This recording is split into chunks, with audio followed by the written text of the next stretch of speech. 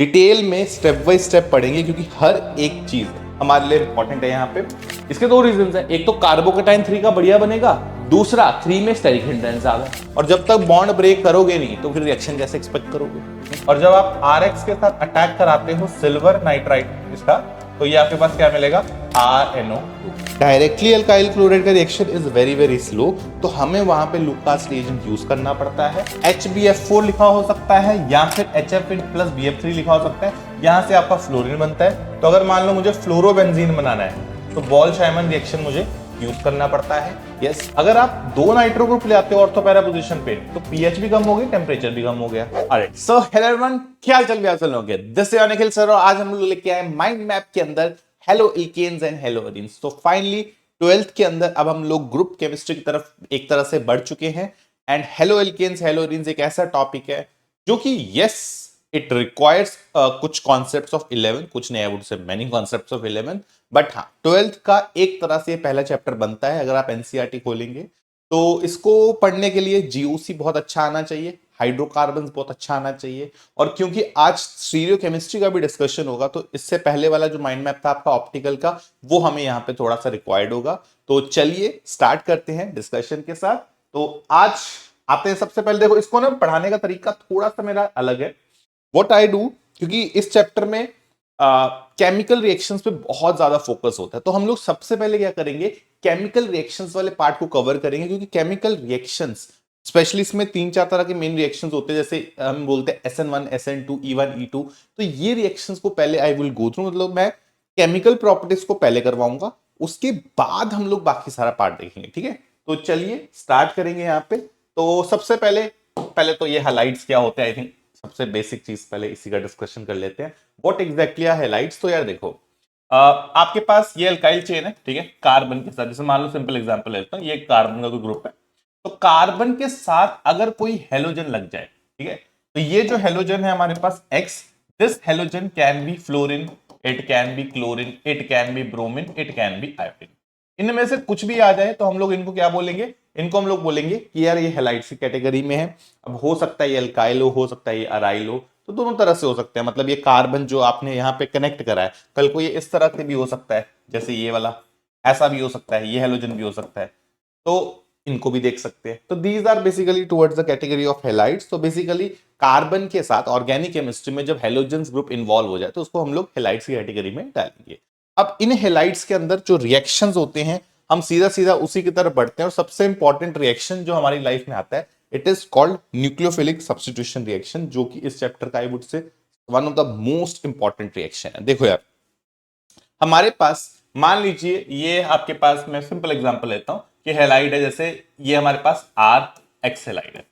अब इस हैलाइड के साथ क्या होगा, कोई न्यूक्लियोफाइल आके रिएक्शन करेगा, ठीक है। अब यार ये न्यूक्लियोफाइल को रिएक्शन करने के लिए पहले क्या करना, दो ऑप्शन है। ये न्यूक्लियोफाइल जब इसके साथ रिएक्शन करेगा तो ऑब्वियस सी बात है, इसको अगर इसके साथ रिएक्शन करना है, एक तो ये पॉसिबिलिटी है कि ये रिएक्शन करे और ये क्या हो जाए, उसी टाइम निकल जाए। एक तो ये ऑप्शन था कि ये आया, ये निकल गया और X आपका ऐसे हो गया। एक तो ये ऑप्शन था। एक ऑप्शन ये था कि आपकी लाइफ में क्या हो जाए कि पहले ये X लीव कर जाए। यस, तो ये कुछ ऐसा दिखेगा आपको, देखना भी ध्यान से, ऐसा कुछ दिख रहा है आपको, है ना, ये कार्बोकेटाइन बन गया। फिर क्या होगा, फिर आपका जो न्यूक्लियो सॉरी ये X लीव कर गया, ठीक है, ये X लीव कर गया। फिर क्या होगा, जो आपका न्यूक्लियोफाइल था अब वो इसके ऊपर अटैक करे और आपको RNU प्लस X माइनस दे। अब ये ऑप्शन हमारे पास जनरली इसी तरह के दो ऑप्शन रहते हैं।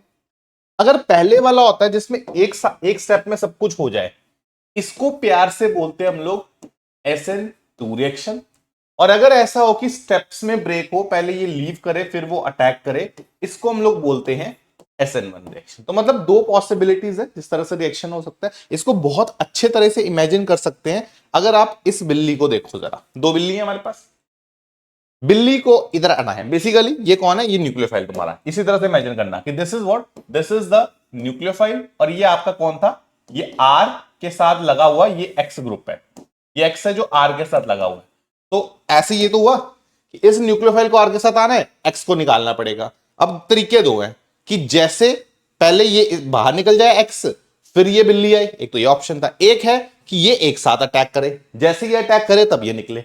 यस, तो ये दो ऑप्शन है, तो ये पहले वाला ऑप्शन इज SN1, ये दूसरे वाला ऑप्शन इज बेसिकली SN2। और हमको यही समझना है कि व्हाट एग्जैक्टली इज SN और 1 एंड व्हाट इज SNN2, तो ये हमें समझना है। बट हाँ, एक रफ आइडिया लग गया कि इस तरह से हमारे पास न्यूक्लियोफिलिक सब्स्टिट्यूशन रिएक्शंस होते हैं। न्यूक्लियोफिलिक क्यों बोल रहे हैं? क्योंकि न्यूक्लियोफाइल का रिप्लेसमेंट हो रहा है। सब्स्टिट्यूशन को बोल रहे हैं क्योंकि कुछ चेंज हो रहा है, सब्स्टिट्यूट हो रहा है।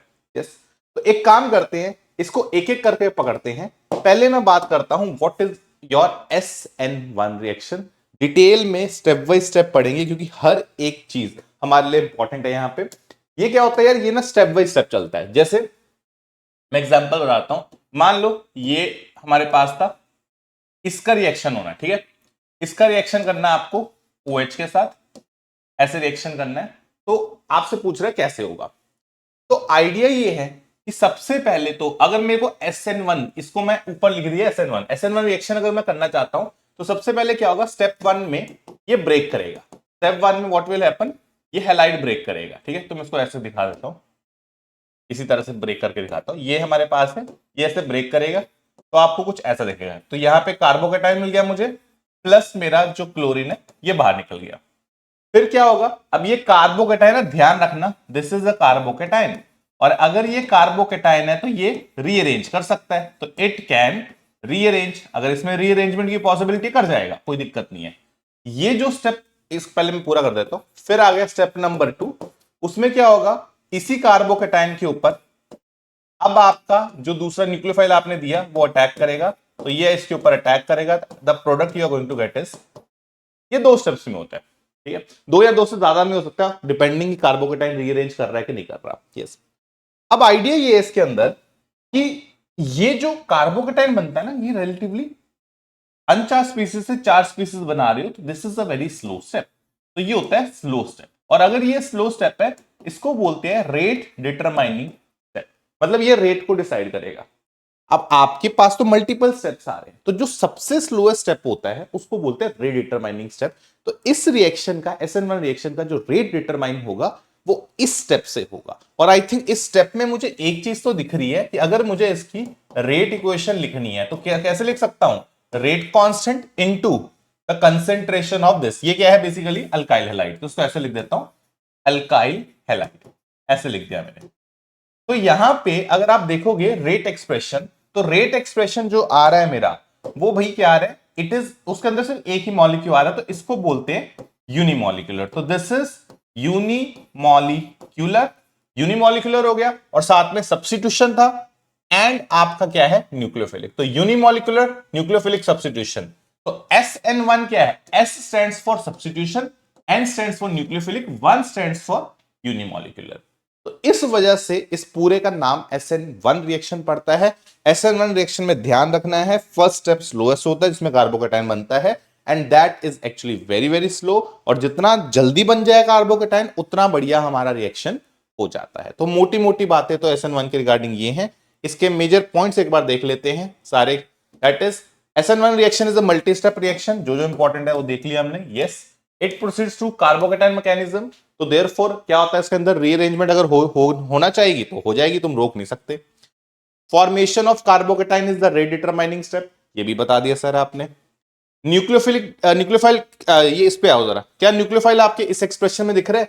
न्यूक्लियोफाइल मुझे इस एक्सप्रेशन में नहीं दिख रहा, तो क्या न्यूक्लियोफाइल का कोई इंपैक्ट होगा? एज इट इज कोई ज्यादा इंपैक्ट इसका होता नहीं है। तो वो इस क्वेश्चन नंबर स्टेप 4 था, that is nucleophile does not appear in the rate determining step, therefore concentration of nucleophile has no impact on the rate of the reaction. ये भी क्लियर हो गया। ठीक है, आगे बढ़ते हैं, और वो तो मैंने ऑलरेडी बता ही दिया, that is the rate determining step is the unimolecular in substrate, therefore it is called SN1 reaction. तो मेरा इंपॉर्टेंट डिस्कशन क्लियर हो चुका है, मुझे ये पता लग गया कि SN1 क्यों इसको बोलते हैं। ठीक है, अब इसके ऊपर एक दो चीजों का ध्यान रखना है, फिर हम लोग क्वेश्चंस करेंगे। दैट इज SN1 को अगर किस तरह से मैं बढ़ा सकता हूं, क्योंकि क्वेश्चन सीधा सीधा ये रहेगा कि भाई SN1 किस में अच्छा होता है, किस में खराब होता है।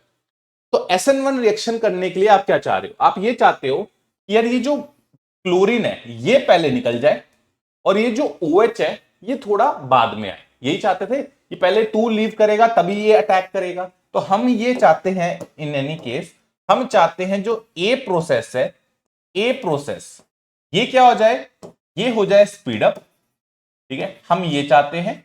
और हम चाहते हैं जो प्रोसेस बी है ये क्या हो जाए, ये हो जाए स्लो डाउन। तो ए को स्पीड अप करना है, बी को क्या करना है, स्लो अप करना है। बहुत बढ़िया, स्लो डाउन करना है, ठीक है। तो ये हम लोग चाहते हैं। अब ये कैसे पॉसिबल है, तो उसके लिए देखो ए क्या कर रहा है, जब ए को आप करते हो, ए करते हो तो बनता है भैया कार्बोकेटाइन, ये दिख रहा है। अगर एक प्रोसेस होता है तो कार्बोकेटाइन बनता है। Yes, I hope that is clear to everyone. जब ये क्या हुआ, ए प्रोसेस ए किया तो कार्बोकेटाइन बनता है। तो अगर मुझे ए को स्पीड अप करना है तो मैं क्या चाहूंगा, मैं यही तो चाहूंगा कि कार्बोकेटाइन स्टेबल बने। तो कार्बोकेटाइन स्टेबिलिटी, स्टेबल जितना ज्यादा होगा उतना मेरा ए स्टेप बढ़िया हो जाएगा। अच्छा, दूसरा मैं चाहता हूं बी को स्लो करना। अब बी क्या है, OH का अटैक। तो अगर मैं ये ग्रुप बल्की कर दूं, ऐसे भारी भरकम कर दूं, तो क्या हो जाएगा, तो बी बेचारा पहुंच नहीं पाएगा इस कार्बन तक, अटैक हो नहीं पाएगा। तो बी को रोकना है, मतलब ये OH को रोकना है। तो अगर आप स्टेरिक हिंड्रेंस बढ़ाते हो तो प्रोसेस अपने आप स्लो हो जाएगा। तो यहां पे मैं बोलूंगा that is steric bulk increase कर दो। तो अगर आप स्टेरिक बल्क इंक्रीज कर दोगे तो अपने आप क्या हो जाएगा, बी प्रोसेस आपका स्लो हो जाएगा। This is what we want to understand. Yes, तो वही चीज यहां लिखी हुई है, तो ये सारा कुछ लिख दिया। ए को स्पीड अप करने के लिए क्या करोगे, एक तो आई थिंक समझ ही आ गया कि प्रोसेस कार्बोकेटाइन जो होगा वो स्टेबल बनाना है, एंड आपको स्टेरिकली बल्की ग्रुप लेके चलना है, ठीक है। तो ये बात यहां पे लिखी है। इनफैक्ट इन दोनों को अगर आप मद्देनजर रखोगे ना, इन दोनों पॉइंट्स को, तो आपके पास कार्बोकेटाइन का SN1 रिएक्शंस के ऑर्डर लिख सकते हो। जैसे अगर मैं यहां पे लिखूं तो ये मेरे पास मिथाइल हैलाइड है, ये मेरे पास 1 डिग्री है, ये मेरे पास 2 डिग्री, ये मेरे पास 3 डिग्री, और इसका ऑर्डर क्या होगा, 3 डिग्री का सबसे बढ़िया कार्बोकेटाइन बनता है, फिर 2 का, फिर 1 का, फिर मिथाइल। इसके दो रीजन है, एक तो कार्बोकेटाइन 3 का बढ़िया बनेगा, दूसरा 3 में स्टेरिक हिंड्रेंस ज्यादा है, तो 3 में बेचारा अटैक नहीं कर पाता है, तो बी प्रोसेस रुक जाता है, ए प्रोसेस बढ़ जाता है। तो ये ऑर्डर भी हम लोग वैसे भी याद रखेंगे कि SN1 रिएक्शंस के लिए 3 to 1 मिथाइल का ऑर्डर होता है। अब एक दो क्वेश्चंस जो हमारे पास पूछे जाते हैं इसके ऊपर वो भी कर लेते हैं, क्योंकि ये स्पेशल स्ट्रक्चर्स है जो वो आपसे एक्सपेक्ट करेगा कि आपको पता है, ठीक है, कि भाई तुम्हें ये स्ट्रक्चर्स याद है कि यार इसमें होता है कि नहीं होता, ठीक है। देखो, अगर आपको पहले अलाइल हैलाइड है, अलाइल हैलाइड का स्ट्रक्चर दिख रहा है, डबल बॉन्ड के अगले वाले पे हैलोजन, क्या इस पे SN1 होगा। जब भी SN1 को देखना है कार्बोकेटाइन देखा करो, इसका कार्बोकेटाइन बनाओ। जैसे मैंने इसका कार्बोकेटाइन बनाया तो कैसा बनेगा, ये देखना भाई, डबल बॉन्ड CH, ये कार्बोकेटाइन बनेगा, देखो जरा ऐसे बनेगा। यार ये कैसा हो गया, पाई सिग्मा वेकेट ऑर्बिटल, तो दिस इज रेजोनेंस स्टेबलाइज्ड। इसके अंदर क्या होगी, इसके अंदर रेजोनेंस होगी, तो ये तो रेजोनेंस स्टेबलाइज्ड है। और अगर कोई बंदा रेजोनेंस स्टेबलाइज्ड होगा तो भैया सीधी सीधी गाल है, ठीक है, it is very stable carbocation, तो ये अच्छा SN1 करता है। तो ये जो SN1 करेगा ये बहुत अच्छा करता है, ठीक है। एंड सिमिलरली अगर आप इसमें भी करते तो क्या हो जाता, ये कार्बोकेटाइन बनता, ये भी क्या है, रेजोनेंस स्टेबलाइज्ड। तो बेंजाइलिक हैलाइड भी क्या करते हैं, बहुत अच्छा SN1 करते हैं। तो दिमाग में एक ही चीज रखनी है कि जो आपके अलाइल हैलाइड्स हो गए, जो आपके बेंजाइलिक हैलाइड्स हो गए, ये स्टेबल कार्बोकेटाइन बनाते हैं, जिसकी वजह से बहुत अच्छा आपका SN1 होता है। अगला आता है, तो ये लिखा है greater stability of carbocation more is the reactivity towards SN1। अब आते हैं विनाइल और फिनाइल। यार विनाइल और फिनाइल में ना पंगा है, ये जो हेलोजन्स होते हैं ये क्या करते हैं, इस विनाइल मतलब डबल बॉन्ड वाले पे लगा हुआ है, साथ वाले पे हेलोजन है, तो ये क्या करेगा, ये रेजोनेंस कर सकता है।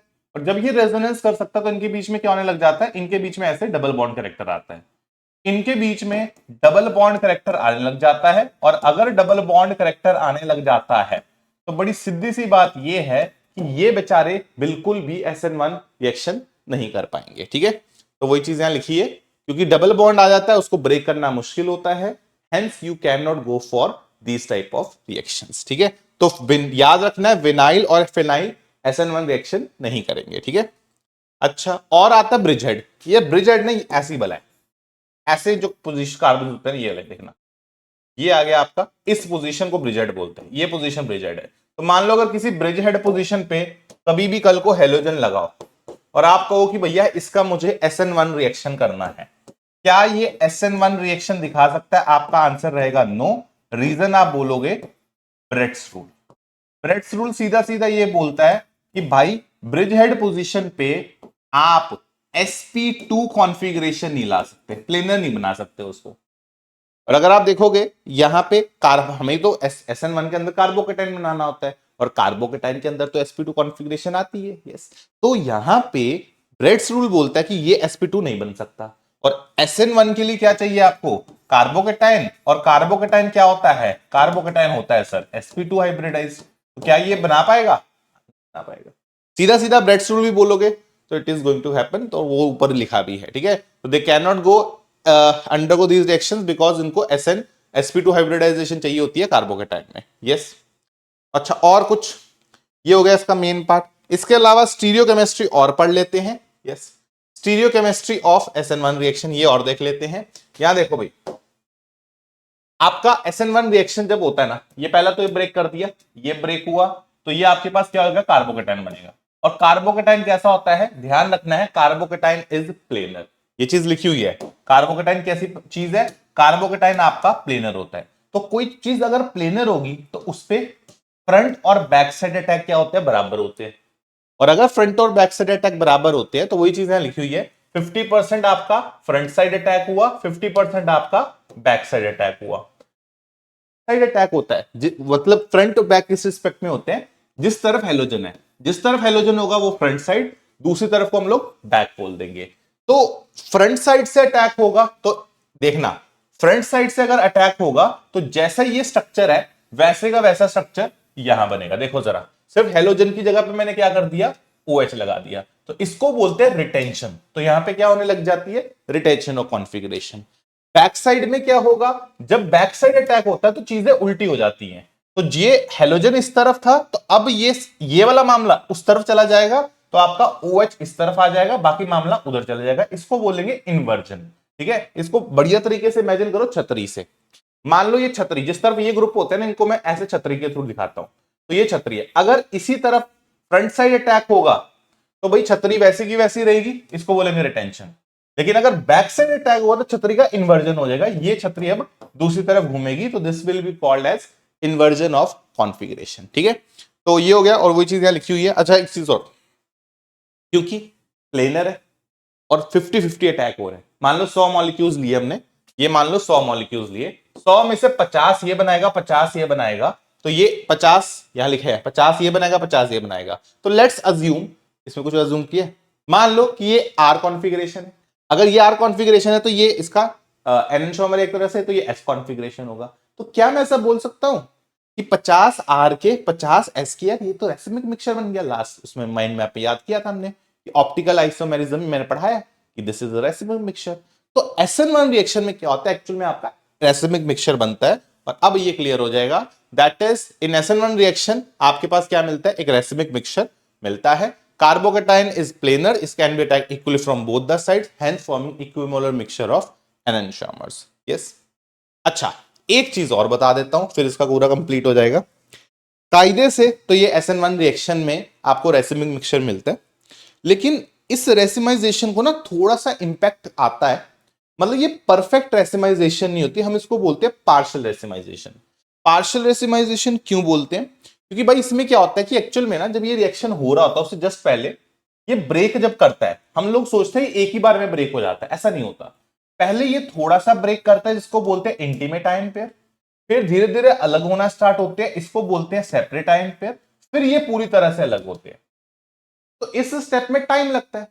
जब तक ये पूरी तरह से अलग नहीं होगा, जब ये पूरी तरह अलग हो गया तो यहां पे तो अपन सीधा बोलेंगे कि इसके ऊपर फ्रंट एंड बैक दोनों एग्जैक्ट अटैक होंगे, यहां भी 50%, यहां भी 50%। यस, लेकिन पहले वालों पे इंटीमेट आयन पेयर पे आप यहां से अटैक नहीं कर सकते, अभी भी आपके पास बैक साइड अटैक होगा। तो बैक साइड अटैक होगा, इस पे भी तुम यहां से अटैक नहीं कर सकते, कहां से करोगे? बैक साइड से करोगे। यहां तुम बैक साइड और फ्रंट साइड दोनों से अटैक कर सकते हो। तो अगर आप ओवरऑल देखोगे तो मुझे यह समझ आया कि भाई बैक साइड अटैक थोड़ा सा ज्यादा होता है फ्रंट साइड से। तो इस वजह से अगर आप नेट देखोगे तो जो बैक साइड अटैक है वो फ्रंट साइड से थोड़ा ज्यादा होता है। इस वजह से जो इन्वर्जन प्रोडक्ट होता है वो आपके रिटेंशन से हल्का सा ज्यादा बनता है, एंड इसी को बोला जाता है पार्शियल रेसिमाइजेशन। वो तो रेसिमाइजेशन करेगा आगे का, लेकिन इधर थोड़ा सा बैक साइड का प्रोडक्ट ज्यादा बनता है। तो अगर आपसे कोई पूछे कि एग्जैक्टली SN1 की स्टीरियोकेमिस्ट्री क्या है, तो अपन बोलेंगे कि पार्शियल रेसमाइजेशन होते हैं, जहां पे इन्वर्जन का प्रोडक्ट थोड़ा सा इससे रिटेंशन प्रोडक्ट से ज्यादा रहता है। ठीक है, तो ये आपका एग्जैक्ट रहेगा। ठीक है, the product of inversion is formed is little more than product of retention, therefore product is not exactly 100% racemic. I hope the concept is clear. और अगर ये क्लियर है तो इसके एक दो ग्राफ करके इसको कंप्लीट कर देते हैं। एक तो एनर्जी प्रोफाइल डायग्राम देख लो इसका भाई। पहला, क्योंकि कार्बोकेटाइन बनता है तो बहुत ज्यादा एनर्जी लगती है उसके अंदर, तो ये फर्स्ट फॉर्म कार्बोकेटाइन है। उसके बाद अगर उसकी कुछ रीअरेंजमेंट वगैरह होनी होगी, ठीक है, नहीं होनी होगी तो फिर सीधा सीधा आप लोग फाइनल प्रोडक्ट बना सकते हो। तो इससे मुझे समझ आया, जब जितनी चोटियां होती हैं उतने स्टेप्स का आइडिया लगता है। एक चोटी एक स्टेप, दो चोटी दो स्टेप्स। तो ये जो SN1 का ग्राफ होगा ये मल्टी चोटी ग्राफ होगा, क्योंकि इसमें मल्टीपल स्टेप्स होते हैं। ठीक है, एक तो ये पूछ लिया जाता है आपसे। दूसरा आपसे पूछ लिया जाएगा कि रेट वर्सेस RX हेलाइड के साथ, क्योंकि रेट इक्वेशन क्या होती है इसकी, इसकी जब आप रेट इक्वेशन लिखते हो तो वो होती है rate constant into halide. RX लिख देता हूं, अल्काइल हेलाइड। ठीक है, क्या आ गया। तो हेलाइड के साथ तो ये होगा प्रोपोर्शनल, लेकिन न्यूक्लियोफाइल इसके अंदर आता नहीं है, तो न्यूक्लियोफाइल के साथ रेट का कोई भी इंपैक्ट नहीं होगा। तो ये मोटे मोटे से ग्राफ्स हैं। ठीक है, और ये इसके मेजर पॉइंट्स हैं जो मैंने सारे के सारे करवा दिए। इसको आप एक बार स्क्रीनशॉट ले सकते हो। यस, ऐसे ही इसका भी स्क्रीनशॉट ले सकते हो। मोटा मोटा दिस इज द, हाँ, जब सॉल्वेंट न्यूक्लियोफाइल की तरह काम करता है तो उसको सॉल्वोलाइसिस बोलते हैं। और एक चीज और बोल देता हूं, सॉल्वेंट जनरली हम लोग सॉल्वेंट जो प्रेफर करते हैं that is polar protic solvent. तो जनरली इसको प्रेफर करते हैं पोलर प्रोटिक सॉल्वेंट में। SN1 हम लोग ज्यादा करवाते हैं, जैसे वाटर हो गया, फॉर एग्जांपल वाटर हो गया, अमोनिया वगैरह हो गया, ये सब। ठीक है, तो ये आपके पास था पूरे का पूरा SN1 reaction. I hope that is clear. और अगर SN1 रिएक्शन आपको पूरा क्लियर हो गया है, अब बारी है SN2 रिएक्शन की। देखो SN2 में क्या है, SN2 जो होता है वो एक ही स्टेप में होता है, लेकिन उस एक स्टेप को मैं थोड़ा सा डिवाइड करके समझा रहा हूं ताकि तुम्हें क्लैरिटी मिले कि एग्जैक्टली वो कह रहा है। मान लो मेरे पास ये है मिथाइल, ठीक है, इसके ऊपर लगाया क्लोरीन और ये अपना OH का अटैक करना है। अब ये अटैक हो रहा है यार, OH क्या करता है, बैक से अटैक करेगा, ऑब्वियस सी बात है। ये OH यहां से अटैक करेगा। जब OH अटैक करेगा इसके ऊपर तो ये उसी टाइम निकलेगा। तो एक्चुअल में ना एक बीच में कुछ ऐसा सा ट्रांजिशन स्टेट बनती है, तो मैं तुम्हें ट्रांजिशन स्टेट बना के दिखाता हूं। ये ऐसी ट्रांजिशन स्टेट बनती है जिसमें क्लोरीन का बॉन्ड ब्रेक कर रहा है और उसी टाइम आपका OH का बॉन्ड क्या हो रहा है, इसके साथ जुड़ रहा है। तो ये आपके पास क्या आती है, ये आपके पास एक बीच की जस्ट एक स्नैपशॉट लिया, इसको ना इस तरह से डिनोट करते हैं, this is called transition state. तो ये आपकी होती है ट्रांजिशन स्टेट। ठीक है, जिसमें कि कायदे से ध्यान रखना एक बात, जो पक्के बॉन्ड है दीज आर फिक्स बॉन्ड्स। तो ये कितने हैं, 1 2 3। तो इसलिए ट्रांजिशन स्टेट में जो कार्बन होता है 3, मतलब sp2 हाइब्रिडाइज्ड हो गया। तो दिस इज sp2 हाइब्रिडाइज्ड। एक तो ये दिमाग में रखना है। दूसरा हम बोलते हैं कि जो कार्बन है वो आपका पेंटावेलेंट है, इवन दो पक्के बॉन्ड नहीं है उसके, पर 5 बॉन्ड दिख रहे होते हैं तो हम लोग उसको पेंटावेलेंट बोल देते हैं। बट रियल में जो रियल बॉन्ड्स होते हैं उनको उसके थ्रू उसकी हाइब्रिडाइजेशन sp2 आ जाती है। फिर क्या होगा, फिर कुछ नहीं, ये वाला बॉन्ड आपको ब्रेक कर देना है, ये वाला बॉन्ड आपको फॉर्म कर देना है, तो आपको क्या मिल जाएगा, लास्ट में आपको स्ट्रक्चर ऐसा मिल जाएगा, दैट इज CHHH। ये आ गया आपका OH। ध्यान रखना है ये आपका प्रोडक्ट फाइन और क्लोरीन बाहर निकल गया। आपको अगर छतरी वाला एग्जांपल याद है, यही पे क्लियर कर देता हूं। छतरी ऐसे आ रही थी, यस, अब छतरी ऐसी है, अब छतरी उल्टी हो गई। तो SN2 के अंदर क्या होता है, SN2 के अंदर हमेशा इन्वर्जन होती है, रिटेंशन कभी भी नहीं होती। यहां पे आप लोग सीधा सीधा इन्वर्जन का गेम बोल सकते हो। I hope this is clear. तो ये मोटे मोटे स्टेप्स है, सिंगल स्टेप रिएक्शन है, तो कोई कार्बोकेटाइन नहीं बन रहा, तो कोई रीअरेंजमेंट नहीं हो रही, एक ही स्टेप में हो रहा है। तो इसकी अगर रेट इक्वेशन लिखनी हो तो रेट इक्वेशन आ जाएगी, rate constant into alkyl halide into the nucleophile. तो यहां पे अगर आप देखोगे तो 2 मॉलिक्यूल्स आ रहे हैं, इसलिए इसको बोलते हैं बायमॉलिक्यूलर। और ये बायमॉलिक्यूलर की वजह से इसके अंदर 2 आता है। तो SN2 क्यों बोलते हैं, क्योंकि सब्स्टिट्यूशन न्यूक्लियोफिलिक जो हो रही है वो बाय मॉलिक्यूलर वे से हो रही है। तो दिस इज SN2। ठीक है, तो ये करके देख लेते हैं इसके steps. SN2 is a single step process without the formation of intermediate. Yes, step is bimolecular substrate and nucleophile, बता दिया। Second order kinetics and rate will increase with both of them, ये भी बता दिया। Transition state carbon is pentavalent sp2 hybridized, ये भी बता दिया। Nucleophile and group partially overlap with the two lobes of pure p orbital, इसका इतना रेलेवेंस नहीं है। ठीक है, हाँ ये आई थिंक तुम्हें क्लियर हो गया। और अगर ये क्लियर हो गया, एक बस ध्यान रखना कि अटैक हमेशा पीछे से होता है। ठीक है, तो attack will take from place from the back side. Yes, और अगर ये क्लियर है तुमको, अब आते हैं SN2 को, जैसे SN1 में बात करी थी वैसे ही SN2 की बात करते हैं कि SN2 रिएक्शन को क्या करना है, अपने को पूछेगा कि भाई इसको बढ़िया करना है, इसको तेज करना है, तो कैसे करोगे। तो मैं तुम्हें एक ही बात बोलूंगा कि SN2 रिएक्शन के अंदर हम क्या चाहते हैं। अगर आप देखोगे, ये SN2 रिएक्शन था आपका, ये वाला आ गया, ये आप क्या चाहते हो, आप चाहते हो कि अब दोनों साथ में हो, मतलब अब मेरे को इसकी स्पीड बढ़ानी है। ए तो बढ़ गया था, लेकिन अब मैं बी को क्या करना चाहता हूं, बी को थोड़ा सा स्पीड अप करना चाहता हूं, ताकि ए और बी क्या करे, आपस में स्पीड को मैच कर ले। तो अगर ए और बी की स्पीड को मुझे मैच करना है, तो मेरे पास क्या जुगाड़ है भाई, मैं बी को स्लो कैसे किया था हमने, भीड़ बढ़ा के भीड़ कम कर दो। तो जब आपकी भीड़ क्या हो जाए, कम होने लग जाए, मतलब लेस स्टेरिक हिंड्रेंस हो जाए, तो अपने आप ये SN2 का रिएक्शन बढ़िया हो जाता है। तो SN2 रिएक्शंस में मेनली आपको स्टेरिक हिंड्रेंस कम से कम रखना होता है। तो यहां पे ध्यान रखना है, SN2 रिएक्शन में आप क्या करोगे, स्टेरिक हिंड्रेंस कम करोगे, वही लिखा है, to make nucleophilic attack faster. Yes, there should be minimum steric congestion around the carbon breaking the leaving group. तो ये आपको मेनली ध्यान रखना है कि कार्बन जो होना चाहिए वो कम स्टेरिक हिंड्रेंस वाला होना चाहिए। ठीक है, तो ये हो गया। तो जैसे अगर इसी में अटैक कराऊं, तो आई थिंक तुम्हें अब इसका आंसर तो तुम कर ही लोगे कि मिथाइल में मिनिमम स्टेरिक हिंड्रेंस है, फिर 1 में, फिर 2 में, तो फिर 3 में। तो जितनी स्टेरिक हिंड्रेंस कम होगी उतना अटैक आपका बढ़िया हो जाएगा। ठीक है, अब फिर इसके अंदर देखते हैं। अच्छा, एक फैक्टर और बता देता हूं, वो भी है, वैसे ये तो मेजर फैक्टर है, this is the major factor. इसके अलावा आपको ध्यान रखना है इस बात का कि अगर ये फैक्टर से के बाद एक और फैक्टर होता है, वो होता है कार्बन होल्डिंग पॉजिटिव चार्ज। मतलब जैसे ये अटैक है आपके पास, ठीक है, इसके ऊपर अटैक हो रहा था, ये और ध्यान रखना बस। तो आपको अटैक करना है OH में, न्यूक्लियोफाइल को अटैक करना। न्यूक्लियोफाइल को क्या चाहिए सर, न्यूक्लियोफाइल को चाहिए इलेक्ट्रॉन, ये है पॉजिटिव सिग्नल, पॉजिटिव चार्ज चाहिए इसको। और अगर इसको पॉजिटिव चार्ज चाहिए, तो ये कार्बन क्या कर रहा है, ये क्लोरीन इससे इलेक्ट्रॉन्स खींच रहे हैं, तो ये क्लोरीन नेगेटिव जा रहा है, ये कार्बन में बहुत पॉजिटिव चार्ज आ रहा है। इस वजह से ये आदमी इस पे अटैक करना पसंद कर रहा है।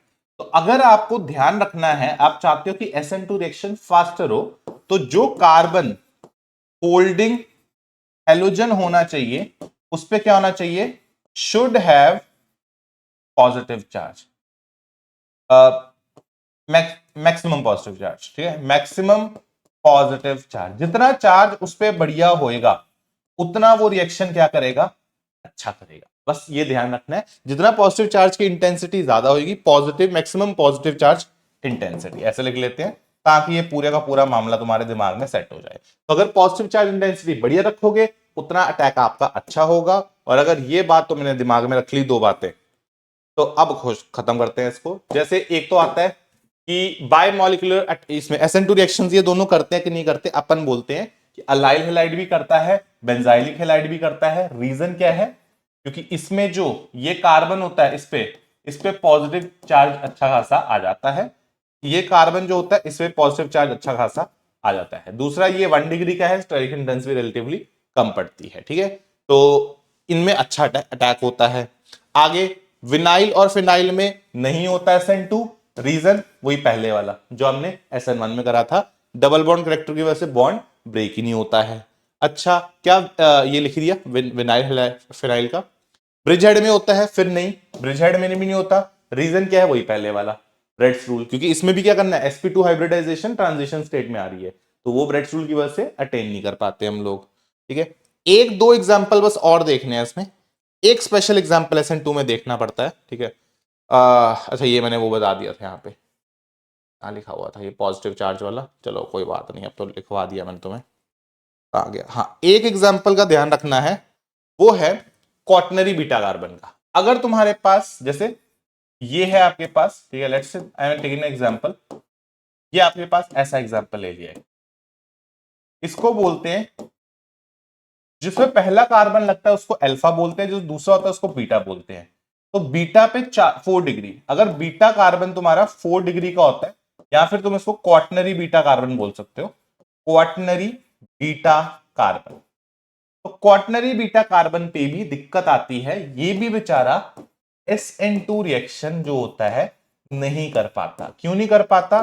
क्योंकि यार अगर पीछे वाला मामला तुम्हारा 4 डिग्री का है तो ये क्या करता है, पीछे वाली साइड को ब्लॉक कर देता है। तो OH को आना तो पीछे से है, अब बेचारा वो पहुंच नहीं पाता इस कार्बन तक, तो ये आपस में दिक्कत क्रिएट करते हैं। तो अगर आपके पास क्वाटनरी बीटा कार्बन है तो वो SN2 रिएक्शन नहीं करता, उसके पास ऑप्शन ही नहीं है, तो फिर उसको SN1 करना पड़ता है, बट ये SN2 नहीं करेगा। तो इवन दो ये कैसा था, ये 1 डिग्री का, 1 डिग्री का होने के बाद भी ये आदमी SN2 रिएक्शन नहीं कर पा रहा, जबकि 1 डिग्री में तो हम लोग एक्सपेक्ट करेंगे कि SN2 रिएक्शन होना चाहिए। ठीक है, तो ये एक एग्जांपल याद रखना है। ये है आपके, मैंने पूरा अब जितना मैंने पढ़ाया मोटे मोटा SN1 SN2 हो गया, इसको एक बार समराइज करा देते हैं। दीज आर द स्ट्रक्चर्स जो आपके क्या है, SN2 रिएक्शन नहीं दे पाते, जैसे मैंने बता दिया। ये क्या है, विनाइलिक फिनाइलिक ब्रिज हेड। ये क्या हो गया, 3 डिग्री, 3 डिग्री में तो एक्सपेक्ट करो ही मत, कुछ नहीं होता। ये क्या है, बीटा क्वाटनरी। ठीक है, अच्छा ये जो है ना, इसमें नो SN1 एंड SN2 दोनों ही नहीं हो पाते, इसमें दोनों ही नहीं कर पाता, क्योंकि ये क्या है, इसमें एक ही रीजन दिया जाता है, very strong bond, strong bond of carbon fluorine. इतना तगड़ा बॉन्ड हो जाता है इन दोनों का कि भाई ये बॉन्ड ब्रेक ही नहीं होता, और जब तक बॉन्ड ब्रेक करोगे नहीं तो फिर रिएक्शन कैसे एक्सपेक्ट करोगे? बॉन्ड तो ब्रेक करने पड़ेंगे ना SN1 रिएक्शंस में, SN2 में। यस, तो ये आपके पास है। अब इसको मैंने ना पूरे को समराइज कर दिया है एक चार्ट के थ्रू, ये देख सकते हो आप, ये काफी काम का तुम्हारे कि किस में कौन सा रिएक्शन होता है, SN1 और SN2। ये जितने मैंने हमने करे वो सारे इस चार्ट में आपको देख पाओगे कि मिथाइल के अंदर SN1 नहीं होता, SN2 होता है। कम हो मतलब नाम आता है, स्लो है तो हम लोग उसको मना कर देते हैं।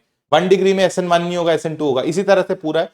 ये है 2 डिग्री, 2 डिग्री में पोलर प्रोटिक सॉल्वेंट, हाँ SN2 जो होता है वो पोलर एप्रोटिक सॉल्वेंट में होता है, तो पोलर प्रोटिक सॉल्वेंट में SN1 प्रेफर करोगे, एंड पोलर एप्रोटिक सॉल्वेंट में SN2 प्रेफर करोगे। तो इसी तरह से ये पूरा चार्ट बना रखा है, ये आप देख सकते हो।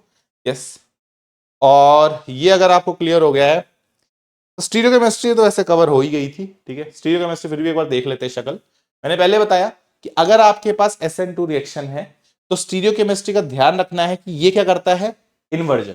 जैसे जिस साइड बैक साइड अटैक होता है तो फ्लिप हो जाएगा, उल्टा हो जाएगा, इन्वर्ट हो जाएगा। तो अगर ये शुरू में R होगा तो बाद में बंदा S बन जाएगा, ये बोला था। छतरी इधर है तो छतरी उस तरह बन जाएगी। तो SN2 के अंदर हम लोग सीधा सीधा बोलेंगे, it is always going to lead to 100% retention. तो यहां पे सॉरी, इन्वर्जन। ठीक है, तो इसमें क्या हो जाएगा, लिखा भी है SN2 reaction nucleophile attacks exactly from the back side. तो देयरफॉर इसमें क्या होता है, इसके अंदर पूरा इन्वर्जन होती है, इसको वॉल्डन इन्वर्जन या अम्ब्रेला इन्वर्जन हम बोलते हैं। ठीक है, ये आपके दिमाग में रखना है। अब इससे ग्राफ कर लेते हैं। इसमें स्टेप तो एक ही था, अगर एक ही स्टेप है तो भैया एक ही बार चोटी बनेगी, तो वो एक ही चोटी बनी हुई देख लो जरा इसकी। यस, दूसरा न्यूक्लियोफाइल और इसका रेट, तो न्यूक्लियोफाइल से भी रेट प्रोपोर्शनल होता है और आपके अल्काइलाइड से भी प्रोपोर्शनल होता है। तो ये इसके एनर्जी प्रोफाइल डायग्राम हो गए। ठीक है, तो ये हो गया, ये इसके सारे के सारी समरी है जितना हमने पढ़ा एक साथ। ठीक है, वो पूरी समरी हो गई। सॉल्वेंट आई थिंक नहीं लिखा, सॉल्वेंट लिखवा देता हूं। दैट इज सॉल्वेंट जो होता है, सॉल्वेंट लिख देता हूं, इट इज पोलर एप्रोटिक। तो पोलर एप्रोटिक सॉल्वेंट, तो पोलर एप्रोटिक सॉल्वेंट ये प्रेफर करता है SN2। ठीक है, बस ये दिमाग में रखना है। जैसे एग्जांपल देता हूं, ईथर जैसे हो गया। ठीक है, ये हो गया, एक DMSO4 आता है, DMSO आता है, DMF आता है, ये सब प्रेफर करता है SN2। ठीक है, चलिए, तो ये सब हो गया है। तो अगर आपके करा तो दिए थे सारे। अच्छा, ये दोनों एक साथ हैं, ओहो, तो दोनों, अच्छा पूरी समरी के समरी SN2 है, 2 बार क्यों ग्राफ बनाए हुए, ला गए, चल कोई बात नहीं। अच्छा एक रहेगी चीज यार, एक बतानी थी, फिर रिएक्शन कंप्लीट हो जाएंगे। एक चीज और कर लो, फिर ये रिएक्शन कंप्लीट हो जाएगा, ठीक है। हाँ ये सब्स्टिट्यूशन की लास्ट पार्ट रह गया, फिर ऐसे सब पूरा रिएक्शन कंप्लीट हो जाएगा। एक दो स्पेशल टाइप का केस देखना है अपने को, दैट इज, वैसे तो जनरल मैंने आपको सारे का सारा बता दिया, पर एक पंगा आता है जब आपका पोटेशियम का और ग्रुप कोई डी ब्लॉक जैसे सिल्वर का अपन कंपाउंड ले। यार देखो, अगर मैं आर एक्स का रिएक्शन करवाता हूं केसीएन के साथ, SN2 टाइप रिएक्शन है पर ये इंपॉर्टेंट है, तो बनता क्या है वो देखना। अगर आप आर एक्स को केसीएन के साथ रिएक्शन कराते हो तो ये के प्लस और ये सीएन माइनस, तो ये प्रोडक्ट मिलता है आरसीएन, ठीक है, ये मिलता है आरसीएन, मतलब ये ऐसे आरसीएन। और अगर आप सिल्वर के साथ करवाते हो तो आर एक्स के साथ, अगर आप सिल्वर के साथ रिएक्शन करवाते हो तो ये प्रोडक्ट देता है आपको आर एनसी। वो क्वेश्चन भी यही है कि ऐसा क्यों, ठीक है, इसको बोलते हैं साइनाइड, उसको बोलते हैं आइसोसाइनाइड, ऐसा क्यों होता है। उसका रीजन है कि जो आपका पोटेशियम होता है दिस इज आयनिक, और अगर ये आयनिक है तो ये साइनाइड के साथ कोई इंटरफेरेंस क्रिएट नहीं करता। तो ये आपके पास है और ये आपका कार्बन नेगेटिव है, तो ऑब्वियस सी बात है नेगेटिव चार्ज से जो अटैक होगा वो अच्छा होगा, बेटर होगा, क्योंकि नेगेटिव अटैक कहां करना है, कार्बन पे जो कि डेल्टा पॉजिटिव पे है, तो उस पर नेगेटिव वाला आदमी ज्यादा अच्छा अटैक करेगा। तो इसलिए कार्बन, क्योंकि ये आयनिक होता है, इसका इसके साथ कोई इंटरफेरेंस नहीं होता है, तो अटैक कार्बन एंड से होता है, ये दिमाग में रखना है। वेयर एज अगर मैं इसमें देखूंगा तो सिल्वर जो होता है this is on the covalent side, तो ये डी ब्लॉक है, कोवेलेंट नेचर ज्यादा होती है, पढ़ रखा आप लोगों ने। तो यहां पे क्या होता है, यहां पे सिल्वर जो है वो इस कार्बन के साथ बॉन्ड बना लेता है, और अगर बॉन्ड बना लेगा तो फिर फ्री नहीं है, तो फिर बेचारे को नाइट्रोजन से अटैक करना पड़ता है। तो ये आपको दिमाग में रखना है कि ये आयनिक नेचर की वजह से अटैक, इसके साथ कोई इंटरफेरेंस क्रिएट नहीं करेगा, कोई बॉन्ड नहीं बनाएगा, तो ये कार्बन से अटैक हो सकता है। लेकिन यहां पे कार्बन के पास कोई ऑप्शन नहीं है, क्योंकि सिल्वर ने कार्बन के साथ बॉन्ड बना लिया, तो सिर्फ नाइट्रोजन के थ्रू ही वो अटैक कर सकता है। And as it is ditto same reason आपका नेक्स्ट हो जाता है कि जब आप RX के साथ अटैक करवाते हो NaNO2 का, तो प्रोडक्ट आपको मिलता है RONO, यस। और जब आप RX के साथ अटैक कराते हो सिल्वर नाइट्राइड इसका, तो ये आपके पास क्या मिलेगा, RNO2। रीजन एकदम वही है जो आपने पहले करा कि ये आयनिक होता है, इस वजह से वो करेगा। स्ट्रक्चर आई थिंक बना ही लोगे तुम लोग, यस, ये ऐसा स्ट्रक्चर रहता है, बना लेना तुम लोग, ठीक है, ये अटैक होता है। फिर वही वाली बात, अगर सोडियम है वो आयोनिक है तो अटैक कहां से होगा, ऑक्सीजन से होगा, तो ONO। अगर वो सिल्वर है तो वो इसके साथ बॉन्ड बना लेगा, तो अटैक कहां से होगा, नाइट्रोजन से। बस ये दिमाग में रखना है। तो ये आपके पास पूरा गेम कंप्लीट हो गया। इसके ऊपर एनसीईआरटी में ऐसे टेबल दे रखे हैं, ठीक है, तो रिएक्शन वो ये न्यूक्लियोफिलिक रिएक्शन, तो ऐसा टेबल दे रखा है, वो आप पूरा टेबल पढ़ सकते हो। अकॉर्डिंगली डिफरेंट डिफरेंट न्यूक्लियोफाइल्स पे डिफरेंट डिफरेंट प्रोडक्ट आप बना सकते हैं। जैसे ये सारा पूरा टेबल एनसीईआरटी में आपको मिल जाएगा, ठीक है। चलिए, ये हो गया आपका पूरे का पूरा सब्स्टिट्यूशन कंप्लीट। और अब हम क्या करते हैं, अब हम लोग स्टार्ट करते हैं विद एलिमिनेशन। तो सब्स्टिट्यूशन के साथ अब हमारा पूरे का पूरा लेना देना टाइम, ठीक है। मेजर रिएक्शंस वही थे, बात करते हैं एलिमिनेशन। देखो यार, एलिमिनेशन रिएक्शंस भी एक इंपॉर्टेंट पार्ट है स्टेप का। इसमें ध्यान रखने वाली कुछ कुछ बातें वो मैं पहले बता देता हूं। तीन तरह की हमारे पास मोटी मोटी आती हैं, ठीक है। E1 E2 E1 CB। E1 E2 kind of SN1 SN2 जैसे ही है। E1 में कार्बोकेटाइन बन रहा होगा, ठीक है, मल्टीपल स्टेप्स में। E2 में कुछ नहीं बन रहा होगा, SN2 जैसे, यस, एक ही स्टेप में हो रहा होगा, तो ये SN2 जैसा होगा। E1 CB थोड़ा सा अलग केस है, तो उसको देख लेंगे। एक काम करते हैं, पहले E2 से स्टार्ट करते हैं, ठीक है। एलिमिनेशन, बायोमोलिकुलर एलिमिनेशन, डिहाइड्रोहाइड्रोजनेशन, जैसे इसका एग्जांपल लेता हूं, पहले मैं, क्लैरिटी आएगी। जैसे मान लीजिए ये मेरे पास एक हेलोजन है, ठीक है, यहाँ पे हाइड्रोजन लगा रखे हैं, यहाँ पे हाइड्रोजन लगा रखे हैं, ये हमारे पास है। और हमने ले लिया एक स्ट्रॉन्ग बेस, कोई स्ट्रॉन्ग बेस लेना है, जैसे मैंने NaNH2 ले लिया, इसके साथ आपने हीट ले ली, तो बेसिकली कोई एक स्ट्रॉन्ग बेस लेना है तुमको। अब आइडिया ये है इस पूरे के अंदर, आपने क्या करना है, यहाँ पे एक स्टेप, ये E2 है, ठीक है, E2 रिएक्शन है यहाँ पे जो मैं करा रहा हूं, ये E2 करा रहा हूं, और एक स्टेप में होती है। E2 के मल्टीपल टाइप्स होते हैं, तो यस, आपको जनरल आइडिया लेना है इससे। तो ये क्या करेगा, ये आपका जो NaNH2 है, बेस वाला काम ये है, ठीक है, हमको इससे अटैक कराना है। तो ये NH2 जो होगा ये अटैक करेगा, आपको पहले हेलोजन देखो, हेलोजन का जो कार्बन लगा होगा वो अल्फा, जो अगला कार्बन होगा वो बीटा। ठीक है, जो कार्बन लगा हुआ वो अल्फा, जो अगला होगा वो बीटा। बीटा पे जो हाइड्रोजन होगा ऑपोजिट साइड पे, ध्यान रखना ऑपोजिट साइड होने चाहिए, ये ऑपोजिट वाले होने चाहिए, एंटी एकदम।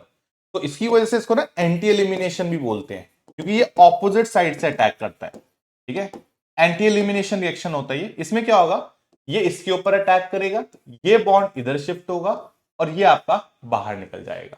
तो प्रोडक्ट जो आपको मिलेगा it will look like this. तो ये आ गया कार्बन,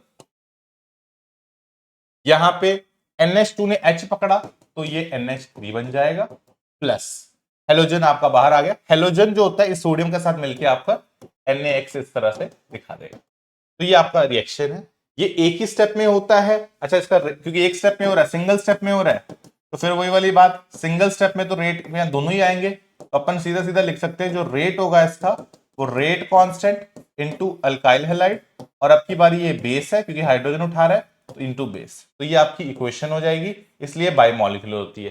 तो एलिमिनेशन क्यों बोला, क्योंकि कुछ छोटे से मॉलिक्यूल्स इसके बाहर निकल रहे हैं, जैसे यहां से X और हाइड्रोजन आपके बाहर निकल रहे थे।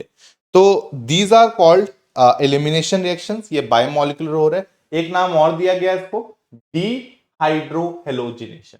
डीहाइड्रोहेलोजिनेशन का आइडिया ये है कि आपको पूरे का पूरा, अगर आप देखोगे, एक हाइड्रोजन रिमूव हो रहा है और एक हेलोजन रिमूव हो रहा है। ठीक है, तो ये इसके बारे में मेन बातें थी, देख लेते हैं एक बार सारा कुछ।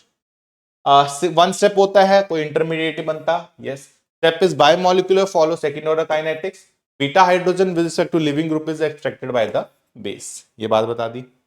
स्टेरिक कंजेशन, हाँ अब ये इंपॉर्टेंट है, क्योंकि इसके अंदर अगर आप चेक करोगे तो इसमें अगर आप कार्बन की हाइब्रिडाइजेशन चेक करोगे ना तो ये sp3 आती है, और sp3 का अगर आप आइडियल एंगल याद करोगे तो कितना आता है ये 109 डिग्री 28 मिनट का। यहां अगर आप चेक करोगे तो sp2 आ रहा है, और sp2 का जो आइडियल एंगल होता है वो कितना होता है, दिस इज 120 डिग्री। तो आपका ना एंगल खुल रहा है, और जब भी कभी एंगल खुलेगा जिंदगी में आप याद रखेंगे कि उस केस में जो आपकी बड़े मॉलिक्यूल्स होंगे वो ऐसे रिएक्शंस को प्रेफर करते हैं क्योंकि उसको जगह ज्यादा मिल रही है। यस, तो यहां पे अगर कोई स्टेरिकली बल्की मॉलिक्यूल होगा वो इसको प्रेफर करेगा, इस रिएक्शन को E2 को प्रेफर करेगा क्योंकि उसको एंगल खोलने की आजादी मिल रही है। यस, तो वही चीज यहां लिखी हुई थी, that is steric conjunction decreases in this reaction, therefore sterically bulky molecules will prefer this. In fact इसका ऑर्डर भी यहीं से आप याद रख सकते हो, ऑर्डर हो जाएगा 3 डिग्री 2 डिग्री 1 डिग्री और फिर आ जाएगा आपका मिथाइल हैलाइड का। यस, स्ट्रॉन्ग बेसिस से हमेशा रिएक्शन प्रेफर होगा क्योंकि बेस को निकालना है, and unstable ions generally strong bases होते हैं। ये वाली बात आपको ऑलरेडी जनरल ऑर्गेनिक केमिस्ट्री में सिखाई गई है। यस, तो चलिए मोटा मोटा तो ये बात हो गई है, ठीक है। इनफैक्ट इसके ऊपर एक चीज इसके ऊपर और आती है, वो भी मैं बता ही देता हूं। अगर आप रिएक्शन देखो, जैसे इसमें रिएक्शन करेंगे, ये अल्फा है, ये बीटा है, ये बीटा का हाइड्रोजन, ये अल्फा, ये बीटा का हाइड्रोजन। यहां पे अगर आप रिएक्शन करने जाओगे ना, इसको हटाओगे तो आपको एक प्रोडक्ट ये मिलेगा। अगर आप इसको हटाओगे और इसको हटाओगे एक प्रोडक्ट आपको ये मिलेगा। तो यहां पे दो तरह के प्रोडक्ट्स मिल रहे हैं, मल्टीपल ऑप्शन भी है, इस वाले स्ट्रक्चर में मल्टीपल ऑप्शन आ गए। तो अगर कभी ऐसा हो कि एक से ज्यादा प्रोडक्ट की पॉसिबिलिटी है तो जिसके डबल बॉन्ड के ज्यादा हाथ पांव होते हैं इसको बोलते हैं टेट्जेफ प्रोडक्ट, और अगर डबल बॉन्ड के हाथ पांव कम है इसको बोलेंगे हम लोग हॉफमैन प्रोडक्ट। तो दिस इज कॉल्ड हॉफमैन्स प्रोडक्ट। ठीक है, तो ये दो तरह के प्रोडक्ट आपके पास आते हैं, इनका स्टेबिलिटी से कोई खास वास्ता होता नहीं है। स्टेबिलिटी कहां से, स्टेबिलिटी तो आपको एल्कीन के हिसाब से जज करनी है। ठीक है, जैसे यहाँ पे एल्कीन के बाद ज्यादा अल्फा हाइड्रोजन आ रहे हैं तो मैं बोल दूंगा 6 अल्फा हाइड्रोजन, यहाँ पे 2 अल्फा हाइड्रोजन। यस, दो ही दिख रहे हैं। तो यहाँ पे इस पर्टिकुलर केस में ये बंदा ज्यादा स्टेबल आ रहा है, लेकिन जो मैं स्टेबिलिटी जज कर रहा हूं वो मैं अब किससे कर रहा हूं, वो एल्कीन की स्टेबिलिटी देख रहा हूं। यहाँ पे कितने आ रहे हैं, लेस स्टेबल, क्योंकि ये क्या है, ये आपका 2 अल्फा हाइड्रोजन पे था, दिख रहा है अल्फा हाइड्रोजन काउंट करना था ना, यहाँ 1 2 3, यहाँ पे 3। तो स्टेबिलिटी का इससे कोई वास्ता नहीं होता कि हॉफमैन है का सेडजेफ है, कभी हॉफमैन भी स्टेबल हो सकता, कभी सेडजेफ भी ज्यादा स्टेबल हो, मतलब मेजर प्रोडक्ट जो आता है।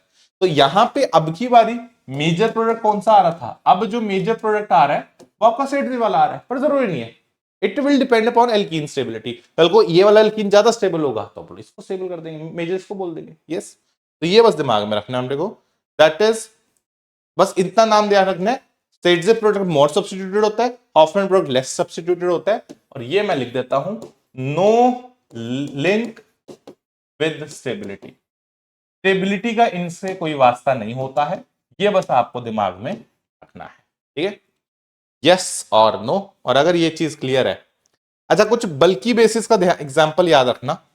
आपकी लाइफ में कुछ ऐसे भारी भरकम बेसिस होते हैं, अगर कभी भारी भरकम बेसिस आपको दिख जाए तो यार ये लोग ना ज्यादातर प्रेफर करते हैं हॉफमैन प्रोडक्ट, क्योंकि ये लेस स्टेरिकली हिंडर्ड हाइड्रोजन को उठाना चाहेंगे, क्योंकि बड़े होते हैं बेचारे, पहुंच नहीं पाते। जैसे एग्जांपल देता हूं, ये है बेचारा, ये आपका है, उसके बाद ये अल्फा है, अल्फा के बाद ये बीटा, ये बीटा का हाइड्रोजन जो कि 1 डिग्री का है, अल्फा बीटा, बीटा का हाइड्रोजन जो कि 2 डिग्री का है।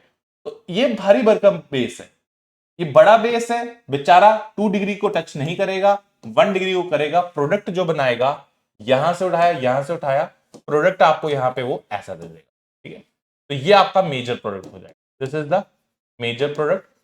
क्या सर दूसरा बनता नहीं? बनता दूसरा भी, मना नहीं कर रहा, बनता ये भी, ठीक है, ये भी बनेगा। लेकिन मेजर प्रोडक्ट की बारी आपका हॉफमैन हो जाएगा। क्यों? क्योंकि यार ये बंदा बड़ा होता है तो ये बेचारे को यहां तक जाने में दिक्कत होती है। तो अगर कभी ऐसे बल्कि बेसिस हो, जैसे मैंने एग्जांपल दिए ऐसे बेसिस के, तो ये बेचारे क्या प्रेफर करेंगे? ये हमेशा प्रेफर करेंगे आपका जो लेस सब्स्टिट्यूटेड वाले हाइड्रोजन होते हैं, इनका ध्यान रखेंगे आप लोग। यस, तो वही चीज यहां लिखी हुई है, तो ये पढ़ लेना जो मैंने बोला। Therefore, bulky donors होते हैं, nucleophility decreases due to steric hindrance. Therefore, it prefers to abstract beta hydrogen from the side of the molecule जिसके पास less hindrance होगी, ठीक है। तो ये ध्यान रखेंगे हम लोग। अच्छा, अब एक दो रिएक्शन इस टाइप के और होते हैं। अभी जो हम लोग पढ़ रहे हैं E2 रिएक्शन है, तो E2 रिएक्शन की एक कैटेगरी ये भी होती है जिसमें आपके पास क्या है, जैसे सोडियम आयोडाइड, ये डी हेलोजिनेशन रिएक्शन होगा। अब दोनों हेलोजन है, दोनों हेलोजन है, इसको ये भी E2 रिएक्शन ही एक तरह का, करना कुछ नहीं है।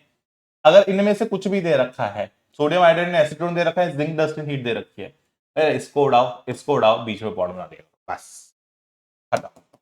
हरकतें वही है पहले, ठीक है। जैसे मैं ऐसे इमेजिन कर लो कि वही जैसे हाइड्रोजन था वहां पे हेलोजन हो गया, बस सब कुछ सेम। इनफैक्ट सब कुछ मैकेनिज्म भी देखो सेम है, सिंगल स्टेप है, no intermediate, anti elimination, order two, molecularity two, E2 reaction, कुछ भी नई चीज नहीं है, बस वो प्रोडक्ट बनाने का तरीका तुम्हें बता दिया मैंने, ठीक है। अच्छा, एक बस इसमें जो वेरिएशन आते हैं, अब थोड़े से वेरिएशन देख लेते हैं, उसके बाद मोटा मोटा ये कंप्लीट हो जाएगा। दैट इज, अगर मान लो फ्लोरीन आता है, या फ्लोरीन जैसे, या फिर कोई कुछ, ये फ्लोरीन बड़ा बदतमीज लिविंग ग्रुप होता है, this is a poor leaving group. I think पहले भी रीजन दिया गया था आपको कि भैया बॉन्ड इतना तगड़ा होता है कि बेचारा निकलता नहीं है। फ्लोरीन SN1 और SN2 रिएक्शन तो करता ही नहीं था, लेकिन ये थोड़ा बहुत एलिमिनेशन रिएक्शन करता है, और उसमें भी बहुत नखरे दिखाता है। इसमें पंगा क्या है, इसमें एक्चुअली ना एक कार्बोनाइन बनता है, ठीक है, इसको बोलते हैं E2EA अनाइनिक, EA रिएक्शन बोलते हैं, E2 हॉफमैन रिएक्शन बोलते हैं। आप ऐसे इमेजिन करो, ठीक है, ये इसका मैकेनिज्म नहीं है जो मैं बता रहा हूं, पर प्रोडक्ट बना दोगे। क्या है इसमें अब की बारी बनाओ, जैसे जनरल बनाते हैं, ये अल्फा है सर, ये बीटा है, ये बीटा का हाइड्रोजन, ठीक है। बनाओ दोनों प्रोडक्ट्स, दो पॉसिबिलिटी, एक ये पॉसिबिलिटी है, एक सर ये पॉसिबिलिटी है। ये आई थिंक तुम्हें समझ आ रहा है, this is Saytzeff, this is Hofmann, है ना। तो यार सीधा सीधा हॉफमैन को ना मेजर कर दिया, ये मेजर होता है। तो अगर आपके पास पुअर लिविंग ग्रुप होंगे, जैसे फ्लोरीन हो गया, और भी एग्जांपल है पुअर लिविंग ग्रुप के, ये मैं बता देता हूं आपको एग्जांपल, जैसे ये है, ये एग्जांपल्स है, फ्लोरीन हो गया, ये हो गया, ये हो गया, अगर इनमें से कुछ भी आता है तो पुअर लिविंग ग्रुप, तो ये क्या करते हैं, ये E2 हॉफमैन या E2 अनायनिक रिएक्शन देखते हैं, मैकेनिज्म इज लीस्ट वेरिड, तुम्हें हॉफमैन प्रोडक्ट को मेजर करना है, ठीक है। तो ये अगर आपने दिमाग में रखा है, तो यहां पे बस मैंने इतना बता दिया। हॉफमैन प्रोडक्ट मेजर, एक पार्शियल कार्बोनाइन बनता है, E2 होता है, एंटी एलिमिनेशन ही होता है, shown by poor leaving groups, मैंने जैसे तुम्हें बता दिया, ठीक है। अब एक आता है जिसको बोलते हैं E1CB, that is unimolecular conjugation base elimination, this is E1CB, unimolecular conjugate base elimination. इसमें क्या होता है, अगर कोई पुअर लिविंग ग्रुप है और उसके बगल एक छोड़ के आपके पास कोई स्ट्रॉन्ग डीएक्टिवेटिंग ग्रुप है, जैसे -M ग्रुप है कोई, ऐसे केसेस में क्या होता है, ऐसे केसेस में आपका जो कार्बन होता है इस पोजीशन पे, कार्बन का नेगेटिव चार्ज बहुत स्टेबल हो जाता है। तो एक्चुअल में ये बंदा क्या करता है, अब की बारी यहां कार्बोनाइन बनने की पॉसिबिलिटी होती है। तो व्हाट एक्चुअली हैपेंस इस पर्टिकुलर केस में, कंडीशन बड़ी इंपॉर्टेंट है यहां पे अगर लिखी हुई है, ठीक है यार नहीं लिखी, दैट इज एक तो लिविंग ग्रुप होना चाहिए पुअर, दूसरा उसके एक छोड़ के आपका -M ग्रुप होना चाहिए। ये बंदा जो होता है ना, इस पे अगर आप देखोगे तो नेगेटिव चार्ज बहुत स्टेबल होता है। देखो जरा, इस पोजीशन पे अगर मैं नेगेटिव चार्ज बना दूं, तो तुम समझ रहे हो यार, इसको यहां से क्या मिल रहा है, एक तो -M मिल रहा है इस तरफ से, और वहां से क्या मिल रहा है -I। तो ये नेगेटिव चार्ज बहुत स्टेबल है, और अगर ये नेगेटिव चार्ज बहुत स्टेबल है तो भाई यहां क्या जबरदस्त रिएक्शन होगा। तो यहां पे एक्चुअली कॉन्जुगेट बेस बनता है, मतलब आपका नेगेटिव चार्ज यहां पे आ जाता है, और अगर इस पे नेगेटिव चार्ज आ जाता है तो यहां पे फिर तुम सोच के बताना जरा कौन सा नेगेटिव चार्ज ज्यादा स्टेबल होगा। ठीक है, ये आपके पास है, ये आपके पास है, एक नेगेटिव चार्ज यहां पे है, एक नेगेटिव चार्ज आपका मैं यहां बनाता हूं, इस तरफ बनाता हूं, ये सोच के बताना जरा एक बार। ठीक है, ये हमारे पास कौन सा ज्यादा स्टेबल होगा, ऑब्वियसली बात है ये ज्यादा स्टेबल होगा। तो ये ज्यादा स्टेबल अगर है, क्योंकि इसको दोनों इधर से -M मिल रहा है, इधर से -I मिल रहा है, इसको सिर्फ और सिर्फ -I मिल रहा है, तो ये ज्यादा स्टेबल है। ये जब वापस आएगा, ये निकल जाएगा, तो आपको प्रोडक्ट क्या मिल जाएगा, प्रोडक्ट आपको अब की बारी ये मिल जाएगा। ये जब वापस आएगा, ये निकल जाएगा, अब की बारी जो प्रोडक्ट आएगा वो आपको ये मिल जाएगा। ऑब्वियसली बात है, आपको पूछा मेजर कौन सा, तो this is the major product. क्यों? क्योंकि इसका जो कॉन्जुगेट 9 था वो काफी हद तक स्टेबल था।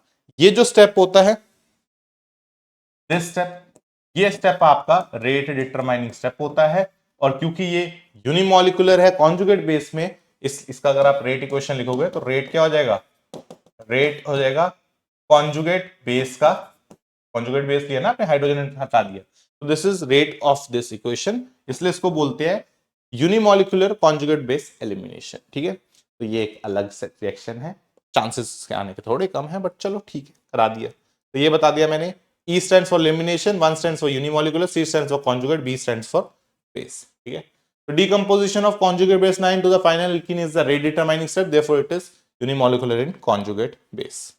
ठीक है सर, ये हो गया। अब इस पे लास्ट टाइप का रिएक्शन है, ठीक है, E2 हमने सारे कवर कर लिए, अब आते हैं E1 रिएक्शन पे। तो E1 रिएक्शन की अगर मैं बात करता हूं, ध्यान रखना इस बात का कि यहां पे आपके पास ये SN1 जैसा होता है, जैसे SN1 रिएक्शन किया था हम लोगों ने। पहले क्या करेगा यार, ये H2SO4 है, क्या करेगा H+ देगा, ठीक है, तो ये अटैक करेगा इसके ऊपर, H+ मिलेगा, तो मतलब ये OH2+ होएगा, ये लीव कर जाएगा, तो ये कैसा मिलेगा, ये सर हमको ऐसे प्लस चार्ज मिलेगा कार्बोकेटाइन। और अगर ये कार्बोकेटाइन बना है तो ये रीअरेंज इफ पॉसिबल, ध्यान रखना है इसका, रीअरेंज इफ पॉसिबल, अगर रीअरेंजमेंट हो सकती है तो उसको कर देना, सोचना मत, रोना मत, कर देना। और अगर नहीं हो रहा कुछ तो फिर लास्ट स्टेप में क्या करना है, इसको कर रहे हैं हम लोग हीट, ये सारे रिएक्शंस हीट में होते हैं। तो हीट में क्या होगा, जो भी अल्फा हाइड्रोजन होगा इसके रिस्पेक्ट में अल्फा, ये हाइड्रोजन ये आपका वापस आता है, तो प्रोडक्ट आपको ऐसा मिल जाए। ठीक है, तो यहां पे आपके पास एक एल्कीन आएगा। ठीक है, तो जनरली इसमें आपने को टेंशन ज्यादा नहीं होती, इसमें ज्यादातर आपका सेडजेफ प्रोडक्ट की डोमिनेट करता है। ठीक है, तो ये आपके पास आ गया E1 रिएक्शन, इसमें तो आई थिंक सब मिनिमम पंगा आना चाहिए, क्योंकि ये ऑलरेडी SN1 में हम पूरा कर चुके हैं। ठीक है, यूनिमोलिकुलर होता है, रेट इज फर्स्ट स्टेप जो आपका है, ये फॉर्मेशन ऑफ कार्बोकेटाइन, जो वैसे कायदे से this is the rate determining step जिसमें कार्बोकेटाइन बनेगा। यस, तो एक यूनिमोलिकुलर होता है, promoted by heat, promoted by weak bases. ठीक है, वीक बेसिस क्यों, क्योंकि इसकी इक्वेशन में कोई भी बेस आपका नहीं आ रहा है। ठीक है, चलिए, तो ये हो गया आपके पास, एंड इसमें सेडजेफ प्रोडक्ट डोमिनेट करता है E1 में ओवर हॉफमैन। यस, अब आते हैं इसके लास्ट पे, क्योंकि अब इतना सारा कुछ हो गया, चीजें मिक्स एंड मैच हो गई हैं, तो आपकी लाइफ में आता है सब्स्टिट्यूशन वर्सेस एलिमिनेशन की पूरी समरी। SN1 रिएक्शन होगा तो ये ऑर्डर रहेगा, SN2 में उल्टा हो जाएगा, E1 E2 दोनों में ही, E1 तो आई थिंक SN1 जैसा होना चाहिए था। यस, E2 भी सेम ऑर्डर फॉलो कर रहा है, क्योंकि उसमें स्टेरिक हिंड्रेंस कम हो जाती है। तो ये आपके पास फाइनल ऑर्डर है। अब बस ध्यान रखना है कौन सा क्या रिएक्शन करेगा, वो एक इंपॉर्टेंट पॉइंट आ जाता है। तो उसके लिए मैंने आपके सामने ये एक पूरा चार्ट सा बना दिया है। अगर मिथाइल हैलाइड है तो सिर्फ SN2 करना, 1 डिग्री है, स्ट्रॉन्ग न्यूक्लियोफाइल्स होंगे तो आप SN2 करोगे, एग्जाम्पल दे दिए मैंने। स्ट्रॉन्ग बेसिस हो गए, हीट होगी, बीटा हाइड्रोजन होगा तो आप E2 करोगे, एग्जाम्पल दे दिए मैंने आपको, ठीक है। ऐसे ही 2 डिग्री देखते हैं, सबसे ज्यादा पंगा इसी में होगा। SN1 अगर पोलर प्रोटिक सॉल्वेंट, जैसे ये एग्जाम्पल है, E1 अगर पोलर प्रोटिक सॉल्वेंट के साथ हीट हो जाए, ऊपर वालों के साथ हीट दे दे। SN2 अगर स्ट्रॉन्ग न्यूक्लियोफाइल्स है, यस, और E2 अगर स्ट्रॉन्ग बेसिस है और साथ में हीट और बीटा हाइड्रोजन आपके पास अवेलेबल है, ठीक है। 3 डिग्री में ऑलमोस्ट सब कुछ सिमिलर है, बस SN2 रिएक्शन इसमें हम लोग नहीं करेंगे, ठीक है। चलिए, ये हो गया आपका पूरे का पूरा मामला खत्म विद योर एलिमिनेशन रिएक्शंस और सब्स्टिट्यूशन रिएक्शन। पूरे का पूरा गेम इसी के ऊपर डिपेंडेंट था। मेजर पार्ट आपके चैप्टर का कवर हो गया है। अब आते हैं रिएक्शन विद मेटल, बहुत सिंपल है। वुड्स रिएक्शन आपने पहले कर रखा है। मान लीजिए मेरे पास ये हैलाइड है, हमने इसके अंदर सोडियम दे दिया इन ट्राइथ, तो क्या होता है, ये जो है ना रेडिकल में ब्रेक कर दिया करो इसको, ठीक है। एक रेडिकल आर यहां से, एक आर रेडिकल कहीं और से आया होगा, एक्स सोडियम के साथ मिल जाता है तो ये आपस में मिलके क्या बना देते हैं, ये आपस में मिलके ऐसे दिखा देता हूं, आर आर बना देंगे प्लस NaX आपका फ्री हो जाए, ठीक है। ये दिमाग में रखना है अगर आपके पास वुड्स रिएक्शन है। डबलिंग हो जाती है एक तरह से। एक आता है ग्रिग्नार्ड रिएजेंट। ग्रिग्नार्ड रिएजेंट का सिंपल एग्जांपल ले लो, जैसे ये RX है, इसमें आप लोग देते हो मैग्नीशियम इन ट्राइथ, तो ये क्या करता है, ये आपको अब की बारी R नेगेटिव MgX पूरे का ऊपर पॉजिटिव ये दे देता है। इसको हम लोग बेसिकली बोलते हैं ग्रिग्नार्ड रिएजेंट। ये आगे जाके बहुत तगड़ा न्यूक्लियोफाइल की तरह काम करता है और आगे इसके बहुत सारे रिएक्शंस होंगे, वो इनफैक्ट हम लोग नेक्स्ट चैप्टर में बहुत डिटेल में पढ़ेंगे भी, जब एल्कोहल्स पढ़ेंगे। But yes, this is going to form your Grignard reagent, ठीक है। तो ये आपके पास आ गया। देन ये हो गया आपके रिएक्शंस वाला पार्ट कवर। अब आते हैं टुवर्ड्स द प्रेपरेशन। तो अब मेथड ऑफ प्रेपरेशन देखने हैं। सबसे पहले तो आपके पास आता है हेलोजिनेशन, ठीक है। आई थिंक बहुत डायरेक्ट है। ये रिएक्शन हमने ऑलरेडी हाइड्रोकार्बन में किया हुआ है। क्या होता है, इस पूरे से आपको एक रेडिकल मिलता है, ब्रोमीन रेडिकल।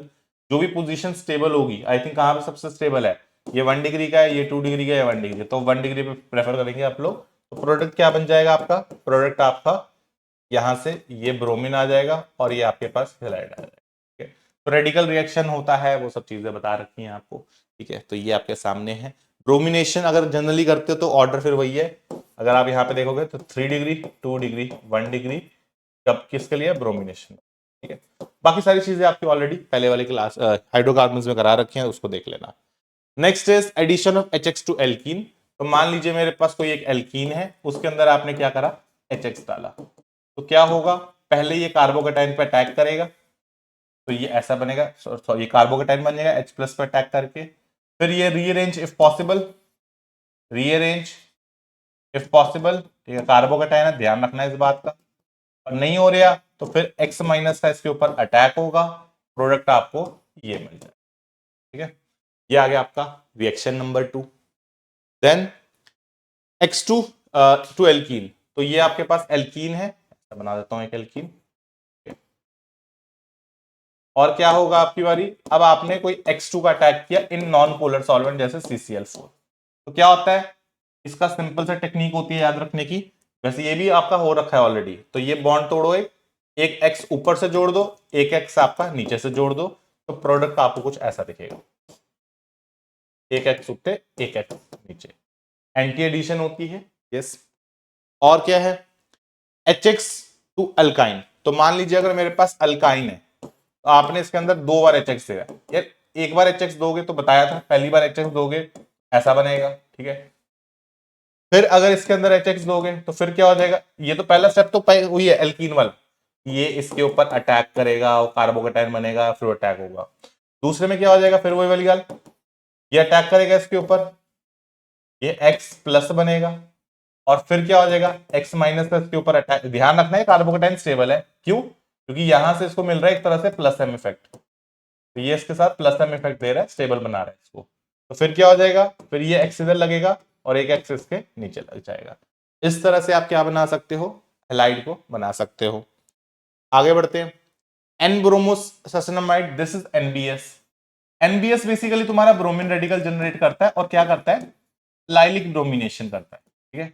तो ये अलाइलिक ब्रोमिनेशन करेगा, तो अलाइलिक पोजीशन पे ब्रोमीन कर दो, तो ये अलाइलिक कौन सी है, ये वाली और ये वाली ज्यादा स्टेबल कहां होगी, यहाँ पे 3 डिग्री है एक तरह से, तो इस तरफ कर दो, तो प्रोडक्ट क्या बन जाएगा आपकी बारी, प्रोडक्ट आपको जो मिलेगा दैट विल बी, तो ये आपकी लाइट ब्रोमिनेशन कर दी इसने, ठीक है। देन अल्कोहल से अगर बनाना है तो अल्कोहल आपके पास है, ठीक है, यहीं पे अच्छा मैकेनिज्म है।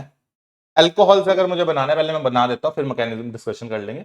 मान लीजिए मेरे पास ये अल्कोहल है, इसके साथ मुझे अटैक करना है लेट्स से किसी HX का, तो क्या होगा, पहले तो ये इसके ऊपर अटैक करेगा H प्लस के ऊपर, ये प्लस ये माइनस, तो प्रोडक्ट आपको ये मिल जाएगा OH2 प्लस, ये निकल जाएगा तो आपको ये कार्बोकेटाइन मिलेगा। कार्बोकेटाइन रीअरेंज कर सकता है, यस, तो यहाँ पे आपकी हाइड्राइड शिफ्ट हो जाएगी, हाइड्राइड शिफ्ट करी तो ये प्रोडक्ट बन गया। फिर क्या है X माइनस, तो लास्ट में X माइनस का अटैक होगा इसके ऊपर, प्रोडक्ट आपको ये मिल जाएगा।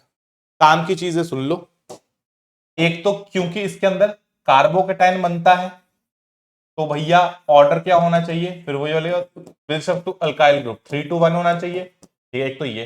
दूसरा आपके पास इसके अंदर जब आप देखोगे HX के अंदर तो ये बॉन्ड ब्रेक हो रहा है, तो HX के रिस्पेक्ट में जितना बॉन्ड इजीली ब्रेक होगा उतना रिएक्शन फास्ट होगा, तो जो HI होता है सबसे बढ़िया रिएक्शन करता है, फिर HBr करता है, फिर HCl करता है, फिर HF करता है। HF को हम लोग ऑलमोस्ट मानते ही नहीं है, इनफैक्ट इसका भी बहुत स्लो रिएक्शन करता है, 1 2 के साथ तो हो ही नहीं पाता, 3 के साथ भी बड़ा स्लो होता है, ठीक है। तो वही चीज यहाँ लिखी हुई है, एसिडिक स्ट्रेंथ का ऑर्डर बता दिया मैंने आपको एंड रिएक्टिविटी का ऑर्डर बता दिया 3 to 1 मिथाइल का, ठीक है।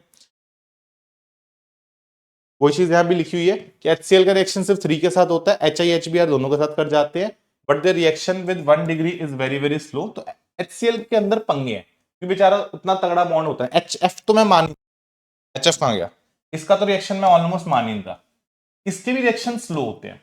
तो HCl के रिएक्शन क्योंकि स्लो होते हैं तो हम लोग को इसके लिए कैटलिस्ट यूज करना पड़ता है, ठीक है, दैट इज कहां गया, ये रहा लूकास रिएजेंट, ठीक है। तो इसमें क्या होता है, जब आपको अल्कोहल का रिएक्शन आपको करवाना है विद HCl, तो हम इसके अंदर एक रिएजेंट डालते हैं ZnCl2, इसको बेसिकली बोलते हैं लूकास रिएजेंट, ये कैटलिस्ट की तरह काम करता है। तो ये जो लूकास रिएजेंट है हरकत है वही है जो करना था, दैट इज RCl आपको यहां से मिल जाएगा, मतलब अल्काइल क्लोराइड ही बनाना मुझे, बट अल्काइल क्लोराइड बनाने के लिए डायरेक्टली अल्काइल क्लोराइड का reaction is very very slow, तो हमें वहां पे लूकास रिएजेंट यूज करना पड़ता है, वो एज अ कैटलिस्ट बिहेव करता है। इस एक थोड़ा सा स्पेशल रिएक्शन है, क्यों, क्योंकि ये जब रिएक्शन होता है ना लूकास का, तो ये ना इस तरह से दिखता है आपको, जब लूकास रिएजेंट आप डालते हो तो यही क्लियर सोल्यूशन थोड़ा सा मिल्की हो जाता है, तो ये रिएक्शन बाहर से देखा जा सकता है, दिख ही जाएगा ना भाई, क्लियर पानी का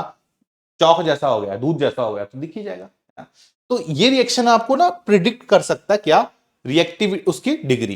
तो अगर आपके पास 3 डिग्री अल्कोहल है तो रिएक्शन एकदम से होता है, एकदम से मिल्कीनेस आएगी, 2 डिग्री है तो 5 से 10 मिनट में, 1 डिग्री का नो रिएक्शन, या फिर आफ्टर मेनी आवर्स, बहुत देर के बाद, अगर होगा तो बहुत देर के बाद होगा।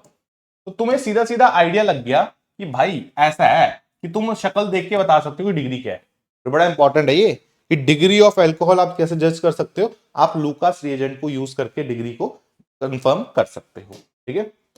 ये हो गया, वही चीज यहां लिखी हुई है, Lucas reagent is practically used to verify the degree of alcohol, yes. तो कैसे पता लगती है, बाय टर्बिड अपीयरेंस से हमें डिग्री का आइडिया लग जाता है, ठीक है। इसके अलावा आपके पास आते हैं स्वार्ट्स रिएक्शन। स्वार्ट्स रिएक्शन कुछ नहीं है, अभी तक आपने जितने भी मेथड देखे थे उसमें फ्लोरीन को बनाना मुश्किल था, फ्लोरीन वाला ड्रामे बहुत था फ्लोरीन के, तो अपन क्या करते हैं, हेलाइड ही लेते हैं, ये इनको बोला जाता है हेलाइड रिप्लेसमेंट रिएक्शंस। आपने कोई एल्काइल हेलाइड लिया, आप यहां तो KF दे दो जिसमें फ्लोरीन का आयन हो, या कॉपर फ्लोराइड दे दो, इस तरह के जिसमें फ्लोराइड आयन मिले, तो ये क्या करेंगे, ये इसको बेसिकली रिप्लेस कर जाते हैं, तो आपके पास क्या आ जाएगा, आपके पास RF यहां से आ जाएगा, इसको बोलते हैं स्वार्ट्स रिएक्शन। और ऐसे ही आयोडीन का भी एक रिएक्शन होता है, वैसे आयोडीन में इतनी दिक्कत नहीं है, पर आप इसको भी हेलोजन रिप्लेसमेंट से बना सकते हो, फिंकलस्टीन रिएक्शन से। अगेन एक्स फ्लोरीन तो मत ही लिया करो, क्लोरीन ले लो, ब्रोमीन ले लो, ठीक है। तो R can be chlorine, R can be bromine, क्या करेगा ये, वही वाली बात है, Na+O- आयन एक्सचेंज कर लो एक तरह से, ऐसे सोच लो, प्रोडक्ट क्या मिलेगा, Ri प्लस NaX, तो ये क्या मिल गया, आयोडाइड बनाने का तरीका होता है, इसको फिंकलस्टीन रिएक्शन बोलते हैं, ठीक है। तो ये आपके पास है, इसके साथ रिएक्शंस हमारे कंप्लीट हो गए और हमने पार्ट कवर कर लिया दैट इज ऑफ हेलाइड्स का, ठीक है, ओपन वाले हेलो एल्केन्स का, ठीक है। अब आते हैं हेलो एरीन्स पे। हेलो एरीन्स क्या होंगे? अभी ओपन वाले जो थे वो हेलो एल्केन्स थे, ठीक है, जैसे इसमें RX था वो हेलो एल्केन्स थे, बट अब मैं क्या कर रहा हूं, अब आपके रिंग वाले उठा रहा हूं, बेंजीन रिंग वाले, these are called halo arenes, ठीक है। इनकी बात करनी है अब अपने को, हेलो एरीन्स की, जैसे फ्लोरोबेंजीन, तो इसको मैं क्या बोलूंगा, हेलो एरीन बोल सकते हैं, या मैं इसको हेलो बेंजीन बोल सकता हूं। तो हेलो बेंजीन या हेलो एरीन के रिएक्शंस की मुझे बात करनी है, जैसे fluorobenzene, chlorobenzene, so and so on. तो पहले तो इनको बनाते कैसे हैं उस पे आ जाते हैं, ठीक है। How do you prepare this? तो आप क्या कर सकते हो, फ्रीडल क्राफ्ट हेलोजिनेशन रिएक्शन कर सकते हो। बेंजीन के अंदर X2 प्लस हेलोजन, तो ये आपको X प्लस रेडिकल देता है, इलेक्ट्रोफाइल देता है, ये यहाँ पे इसका अटैक होगा, तो प्रोडक्ट आपको क्या मिल जाएगा, प्रोडक्ट आपको ये मिल जाएगा। तो आप इसको ऐसे बना सकते हो, एक तरीका तो ये है, ठीक है। और क्या तरीका है? और आई थिंक तुम्हें BDC याद है, बड़ा मस्त सी चीज है? क्या होता है? HNO2 ले सकते हो सीधा सीधा, या फिर NaNO2 प्लस HCl। तो ये क्या करता है, कंपाउंड बनाता है जिसको बोलते हैं, इस तरह से दिखता है आपको, N ट्रिपल बॉन्ड N, ये आपका प्लस है, Cl आपका माइनस है, this is called benzene diazonium chloride, that is BD। Temperature काफी कम रहता है, 0 से 5 डिग्री सेल्सियस का टेम्परेचर होता है, क्योंकि ये बहुत अनस्टेबल होता है। इनफैक्ट इतना अनस्टेबल होता है कि इसके अंदर तुम कोई भी तेज न्यूक्लियोफाइल दोगे, ठीक है, कोई भी अगर आप न्यूक्लियोफाइल देते हो जनरली, तो ये पूरा पार्ट आपका रिप्लेस हो जाता है एंड आपको इस तरह से रिएक्शन मिल जाता है। तो जो BDC होता है ना, काफी अच्छे न्यूक्लियोफिलिक रिएक्शंस दिखाता है, नॉर्मल बेंजीन नहीं कर पाता वो, पर BDC बढ़िया तरीके से कर देता है। जैसे एग्जांपल देता हूं, ये तो आपने BDC लिया, ये BDC है आपके पास, और BDC में आपने क्या करा, BDC में आपने ये रिएजेंट दिए, इनको क्या बोलेंगे, यहां से भैया आपको मिलता है क्लोरीन, ठीक है, तो ये स्टैंड में रिएक्शन, ठीक है, तो ये प्रोडक्ट मिल जाएगा आपको क्लोरोबेंजीन, ऐसे ही नीचे आपको मिल जाएगा ब्रोमोबेंजीन। तो this is called Sandmeyer reaction. आप सैंडमेयर रिएक्शन से बना सकते हो। ऐसे ही एक रिएक्शन होता है गेटरमैन रिएक्शन, उसमें सिर्फ कॉपर इन HCl है, तो यहां से कॉपर आएगा, यहां से आपको ब्रोमीन आएगा, तो सॉरी, यहां से आपका क्लोरीन आएगा, यहां से आपका ब्रोमीन आएगा, तो प्रोडक्ट आपको यहां से मिल जाएगा क्लोरोबेंजीन, यहां से क्या मिल जाएगा, यहां से मिल जाएगा ब्रोमोबेंजीन। तो इस तरह से आप प्रोडक्ट्स को जनरेट कर सकते हो, ठीक है। आगे बढ़ते हैं।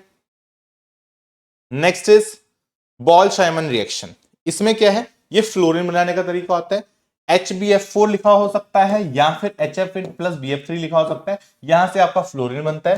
तो अगर मान लो मुझे फ्लोरोबेंजीन बनाना है, तो बॉल शाइमन रिएक्शन मुझे यूज करना पड़ता है, यस। ऐसे ही एक रिएक्शन आता है आयोडीन का। आयोडीन का डायरेक्ट है, KI डाल दिया करो, ये सीधा सीधा क्या कर देगा, आयोडीन तो वैसे अटैक अच्छा कर लेता है, तो सीधा सीधा आपको क्या मिल जाएगा, आपकी बारी आयोडो बेंजीन मिल जाएगा। I hope this is clear. और अगर ये क्लियर है तो ठीक है, अब इसके रिएक्शंस की बात कर लेते हैं, ठीक है, उसके बाद मोटा मोटा टॉपिक कवर हो जाएगा। That is electrophilic aromatic substitution reactions, ये आपके दिखाएगा, जो कि हम ऑलरेडी बेंजीन में पढ़ के आ चुके हैं, फिर भी देख लेंगे एक बार शक्ल। कुछ रिएक्शंस विद मेटल दिखाएगा, जैसे अभी हमने उसमें वुड्स रिएक्शन करा था, वैसे ये भी वुड्स दिखाएगा, ठीक है, एक दो रिएक्शन फिटिव वगैरह दिखाता है वो देखेंगे। और फिर आपके न्यूक्लियोफिलिक सब्स्टिट्यूशन रिएक्शंस दिखाएगा। These are the last type of reactions, उसके बाद चैप्टर कंप्लीट हो जाएगा। पहले तो इलेक्ट्रोफिलिक रिएक्शन देख लेते हैं। आपको पता है कि ये कैसा है, this is the halogen. Halogen जो होता है बेंजीन में कवर किया हुआ है, this is the deactivating group but ortho para directing. तो जो हेलोजन्स होते हैं, इतना हम लोग जानते हैं, एक तो ये डीएक्टिवेटिंग होते हैं, मतलब रिएक्शन को स्लो कर देते हैं, ठीक है, इलेक्ट्रोफिलिक रिएक्शंस की बात कर रहा हूं मैं। दूसरा, ये इलेक्ट्रोफिलिक रिएक्शंस में ऑर्थो पैरा डायरेक्टर होते हैं। तो कहने का मतलब ये कि इलेक्ट्रोफाइल यहां और इस पोजीशन पे आएगा आपके पास, एक प्रोडक्ट आपको यहां से ये मिल जाएगा, एक प्रोडक्ट आपको यहां से ये मिल जाएगा। और ज्यादातर केसेस में आपका पैरा प्रोडक्ट जो होता है, ये ऑर्थो प्रोडक्ट बोलते हैं, ये आपका पैरा होता है। ज्यादातर केसेस में आपका जो पैरा प्रोडक्ट होता है वो मेजर माना जाता है, ठीक है, लिख लो इसको। हेलोजन डायरेक्टली बॉन्ड बेंजीन है weekly deactivating but ortho para directing, ये बात क्लियर हो गई। अब आते हैं इसके इलेक्ट्रोफिलिक रिएक्शन से। इलेक्ट्रोफिलिक रिएक्शन से सिर्फ इतना देखना, जनरल मैंने बता दिया तुमको, ठीक है, जनरल मैंने बता दिया कि रिएक्शन हर जगह ये होगा।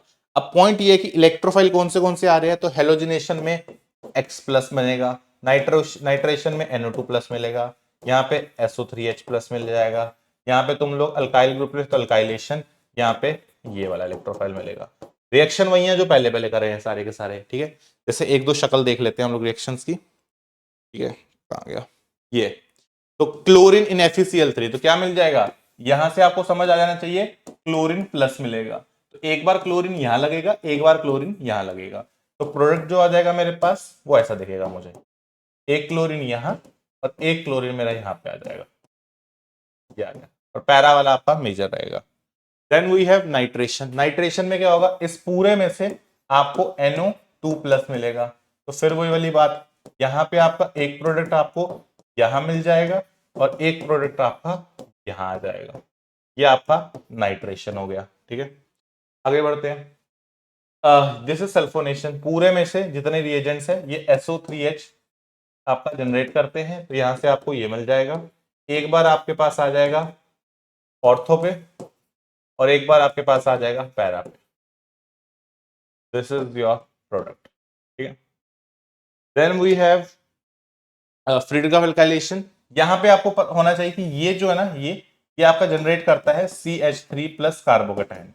रीअरेंज इफ पॉसिबल, नहीं हो रहा तो सीधा सीधा प्रोडक्ट बना दो, जैसे यहाँ पे तो नहीं हो रहा है रीअरेंज, तो ये क्या कर देगा, ये आपको दे देगा X, इधर आ गया मिथाइल और इधर आ गया एक बार पैरा पे मिथाइल, ये आपके पास प्रोडक्ट यहाँ पे जनरेट हो गया, ठीक है। आगे बढ़ते हैं। नेक्स्ट इज, इसमें क्या होता है, इसमें तो भाई सीधी सीधी बात है, यहां से आपके पास प्लस आ जाएगा, तो ये प्रोडक्ट देगा तुमको, एक बार ये आ गया C डबल बॉन्ड हो CH3, और एक बार यहां से क्या आ जाएगा साथ ही साथ, क्या आ जाएगा भैया आपके पास पैरा पे C डबल बॉन्ड हो CH3, तो ये आपके प्रोडक्ट पूरे के पूरे बन गए इस केस में, ठीक है। डन, ये हो गया। अब आते हैं इसके वो वाले रिएक्शंस पे। रिएक्शंस याद है, वुड्स रिएक्शन में क्या हो जाएगा सर, यहां से हम लोग ने पढ़ रखा है कि ये तो सीधा सीधा R ऐसे बताया था, ऐसे रेडिकल ब्रेक करते हैं, तो ये R रेडिकल, ऐसे एक R रेडिकल मिलके प्रोडक्ट बनाते हैं R। जैसे ये वुड्स रिएक्शन किया था वैसे ही आपका रिएक्शन होता है फिटिंग, जब बेंजीन रिंग आ जाता है। तो इसमें क्या करना है, इसी तरह से तुम एक तरह से इमेजिन करो कि डबलिंग हो जाएगी बस, ठीक है? इसको डबल कर दो तो प्रोडक्ट जो बन जाएगा वो आपको ऐसा मिलेगा, ये प्रोडक्ट बनता है, ठीक है। ऐसे, ये ऐसे इमेजिन किया करो। कैसे सोचना है, Na है यहाँ पे एक ऐसे, एक और बेंजीन रिंग, एक X, ये Na, तो ये तो Na उठा देगा, साथ में ये बन जाएगा। और एक आता है वुड्स फिटिंग रिएक्शन, इसमें क्या है, R और ये ग्रुप कंबाइन हो जाएंगे, तो R के साथ आप ऐसे प्रोडक्ट बना दोगे, प्लस NaX आपके बाहर हो जाएंगे, इसको वुड फिटिंग रिएक्शन बोल देते हैं, ठीक है। तो रिएक्शन विद मेटल्स भी खत्म हो गया। अब ऐसे ही एक ये आता है, एक ऐसे उल्मन रिएक्शन भी होता है, वो भी इसमें है, उसमें कॉपर आयोडीन होते हैं, ये बेसिकली क्या करते हैं, डबलिंग कर देते हैं ये भी, तो ये आपकी डबलिंग हो जाती है इस तरह से, ये आपके पास प्रोडक्ट रहेगा उल्मन रिएक्शन में। ओके, अब है इसका चैप्टर का लास्ट पार्ट, हाँ थोड़ा सा लंबा है वो भी, उस पर आते हैं।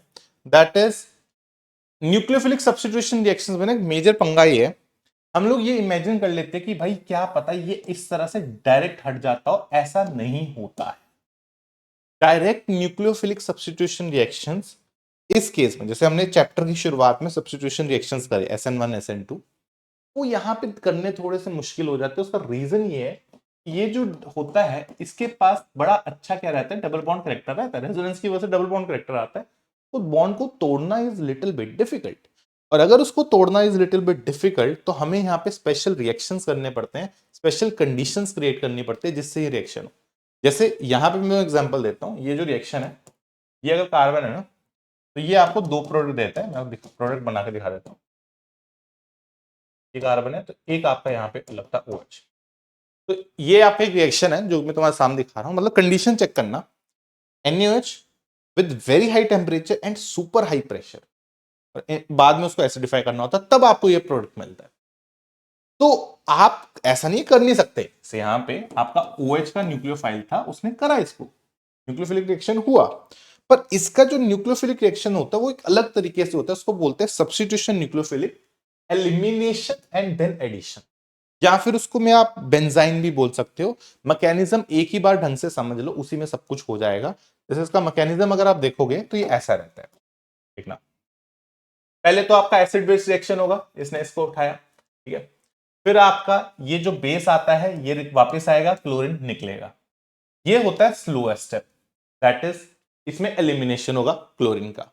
फिर क्या होगा, फिर आपके पास एक ये चीज बनेगी जिसको बोलते हैं benzene. Now this is called benzene, ये आपका बेंजाइन है, इसलिए इसका नाम बेंजाइन मैकेनिज्म भी है। फिर क्या होगा, एक बार बेंजाइन बन गया, यहां से वही अब क्या है, अगर ये OH जो है अगर वो इस पे अटैक करेगा तो ये बेंजीन इधर जाएगी, आपको कहां गया, ये मिल जाएगा, ठीक है। और अगर OH मेरा इधर अटैक करता है तो ये मेरी रिंग इधर जाएगी, मतलब ये जो बॉन्ड है ये इधर शिफ्ट होगा, तो नेगेटिव चार्ज यहां आ जाएगा, OH यहां पे आ जाएगा, ये हो गया। उसके बाद हमने इसमें H+ डाला तो आपको ये मिल जाएगा, और दूसरी तरफ डाला तो ये मिल जाएगा। तो ये आपका SNEA रिएक्शन होता है, जिसको सब्स्टिट्यूशन न्यूक्लियोफिलिक EA क्यों बोला, क्योंकि पहले क्लोरीन निकल रहा है उसको एलिमिनेशन बोल दिया, और बाद में OH ऐड हो रहा है तो इसलिए उसको एडिशन बोल दिया। तो सब्स्टिट्यूशन न्यूक्लियोफिलिक हो रही है लेकिन एलिमिनेशन एडिशन के थ्रू, ठीक है, अलग अलग स्टेप्स में है ये। और अगर ये बात क्लियर है आपको तो ये यहाँ पे लिखे हुए हैं, beta hydrogen should be present strong bases में होता है, हाई टेम्परेचर पे होता है, हाई प्रेशर पे होता है। इसीलिए ये जो रिएक्शन था तुम्हारा, ये देखा ही तुम लोगों ने वैसे, ये वाला रिएक्शन क्लोरीन वाला गाउस प्रोसेस बोलते हैं इसको, ये बहुत हाई टेम्परेचर बहुत हाई प्रेशर पे होता है, यस, तभी इस वजह से, समझ लो तुम लोग। तो हाँ, लेकिन एक हरकत कर सकते हैं, अगर आप इसके नाइट्रो ग्रुप ऐड करने लग जाओ ऑर्थो पैरा पोजीशन पे, तो ये रिएक्शन की कंडीशंस थोड़ी सी माइल्ड होने लग जाती हैं। जैसे अगर आप देखोगे ये रिएक्शन अगर एक बार पैरा ग्रुप ले आए तो pH 14 इतने टेम्परेचर पे हो जाता है। अगर आप 2 नाइट्रो ग्रुप ले आते हो ऑर्थो पैरा पोजीशन पे तो pH भी कम हो गई, टेम्परेचर भी कम हो गया। अगर आप तीनों पोजीशन पे NO2 ग्रुप ले आते हो तो गर्म पानी के साथ ही रिएक्शन हो जाता है। तो कहां भाई, कहां पे तुमने एक में, जब कुछ भी नहीं है वहां इतने में रिएक्शन हो रहा है, और जब तुम्हारा नाइट्रो ग्रुप आने लग जाते तो खतरनाक ही रिएक्शन हो रहा है। तो सर ऐसा क्यों, अब उसका रीजन समझ लेते हैं। उसका रीजन भाई ये है कि जब आपका वो नेगेटिव कॉम्प्लेक्स बनता है, ये बनता था ये वाला, यार इस नेगेटिव कॉम्प्लेक्स को ना अगर आप एक बार को रेजोनेंस करोगे तो ये बंदा अगर इधर आएगा तो एक बार इधर भी तो आएगा। ये नेगेटिव चार्ज जो होता है इसको ये -M ग्रुप क्या करते हैं, स्टेबलाइज कर देता है। तो अगर इसके आपके जो लिविंग ग्रुप है उसके रिस्पेक्ट में ऑर्थो मेटा पैरा, ऑर्थो और पैरा पोजीशन पे अगर आप स्ट्रांगली डीएक्टिवेटिंग ग्रुप्स लगाते हो -M -I वाले तगड़े वाले, तो आपका रिएक्शन आराम से करवाया जा सकता है। स्टेप्स तो आगे वही है, but this reaction can be easily proceeded now, इसलिए वो कंडीशंस क्या हो गई, थोड़ी सी सॉफ्ट हो गई, ठीक है। तो वही लिखा है, the greater the stability of Meisenheimer complex faster is the reaction, more is the reactivity, ठीक है। Strength of carbon halogen bond का कोई इंपैक्ट नहीं, हाँ ये भी इंपॉर्टेंट है। अगर आप चेक करोगे मैकेनिज्म को, कहां गया मैकेनिज्म, आपका सबसे स्लोएस्ट स्टेप ये था। क्या स्लोएस्ट स्टेप में आप फोकस करना, क्या स्लोएस्ट स्टेप के अंदर, जैसे यहां पे रिएक्शन करा भी होगा हमने, कहां गया, इसमें देख लो, ठीक है, ये है, ये आपका, तो ये स्लोएस्ट स्टेप है। तो यहां पे आपका फर्स्ट आ रहा है, ये बॉन्ड टूटा, फिर आपका ये रिएक्शन हुआ। तो यहां पे क्या है कि आपका कोई इंपैक्ट हेलोजन बॉन्ड का, ये मेसेनहाइमर कॉम्प्लेक्स बनाना इज द इंपॉर्टेंट पार्ट। तो अगर ये मेसेनहाइमर कॉम्प्लेक्स, ये जो आपका है मेसेनहाइमर कॉम्प्लेक्स, ये बनाना है आपको। जो मेसेनहाइमर कॉम्प्लेक्स होता है उसमें आपका हेलोजन का बॉन्ड टूट नहीं रहा, और अगर उसका बॉन्ड टूट नहीं रहा तो उसका कोई भी स्टेबिलिटी के ऊपर वास्ता नहीं है। इनफैक्ट हम ये चाहते हैं जितना ये ज्यादा स्टेबल होगा, जितना ये तगड़ा होगा, अगर मैं इसकी स्टेबिलिटी जितनी ज्यादा होगी उतना रिएक्शन मेरा फास्ट होगा। तो जो रेट ऑफ रिएक्शन होता है वो इसकी स्टेबिलिटी के प्रोपोर्शनल है। अब अगर क्लोरीन लगाए, क्लोरीन से इसको -I मिल रहा है, ठीक है, उस तरह से सोचना है। अगर यही कल को फ्लोरीन लगा होता है इसकी जगह, उससे और तगड़ा -I मिलता। तो इस वजह से हम लोग बोलते हैं कि आपका अगर क्वेश्चन आता कि स्टेबिलिटी कंपेयर करनी है तो halogen stabilize by -I effect, तो फ्लोरीन का सबसे तगड़ा -I लगता है, इसलिए उसकी स्टेबिलिटी सबसे ज्यादा होती है, वो सबसे रिएक्टिव होता है। तो अगर कल को ऐसा क्वेश्चन आता है कि आपको ये कंपेयर करने हैं क्वेश्चंस कि ऐसे नहीं रिएक्शन हो रही है, कंपेयर द रिएक्टिविटी, तो अपन बोलेंगे फ्लोरीन का सबसे ज्यादा, फिर क्लोरीन का, फिर ब्रोमीन का, फिर आयोडीन का। क्यों? क्योंकि फ्लोरीन का -I सबसे तगड़ा लगता है।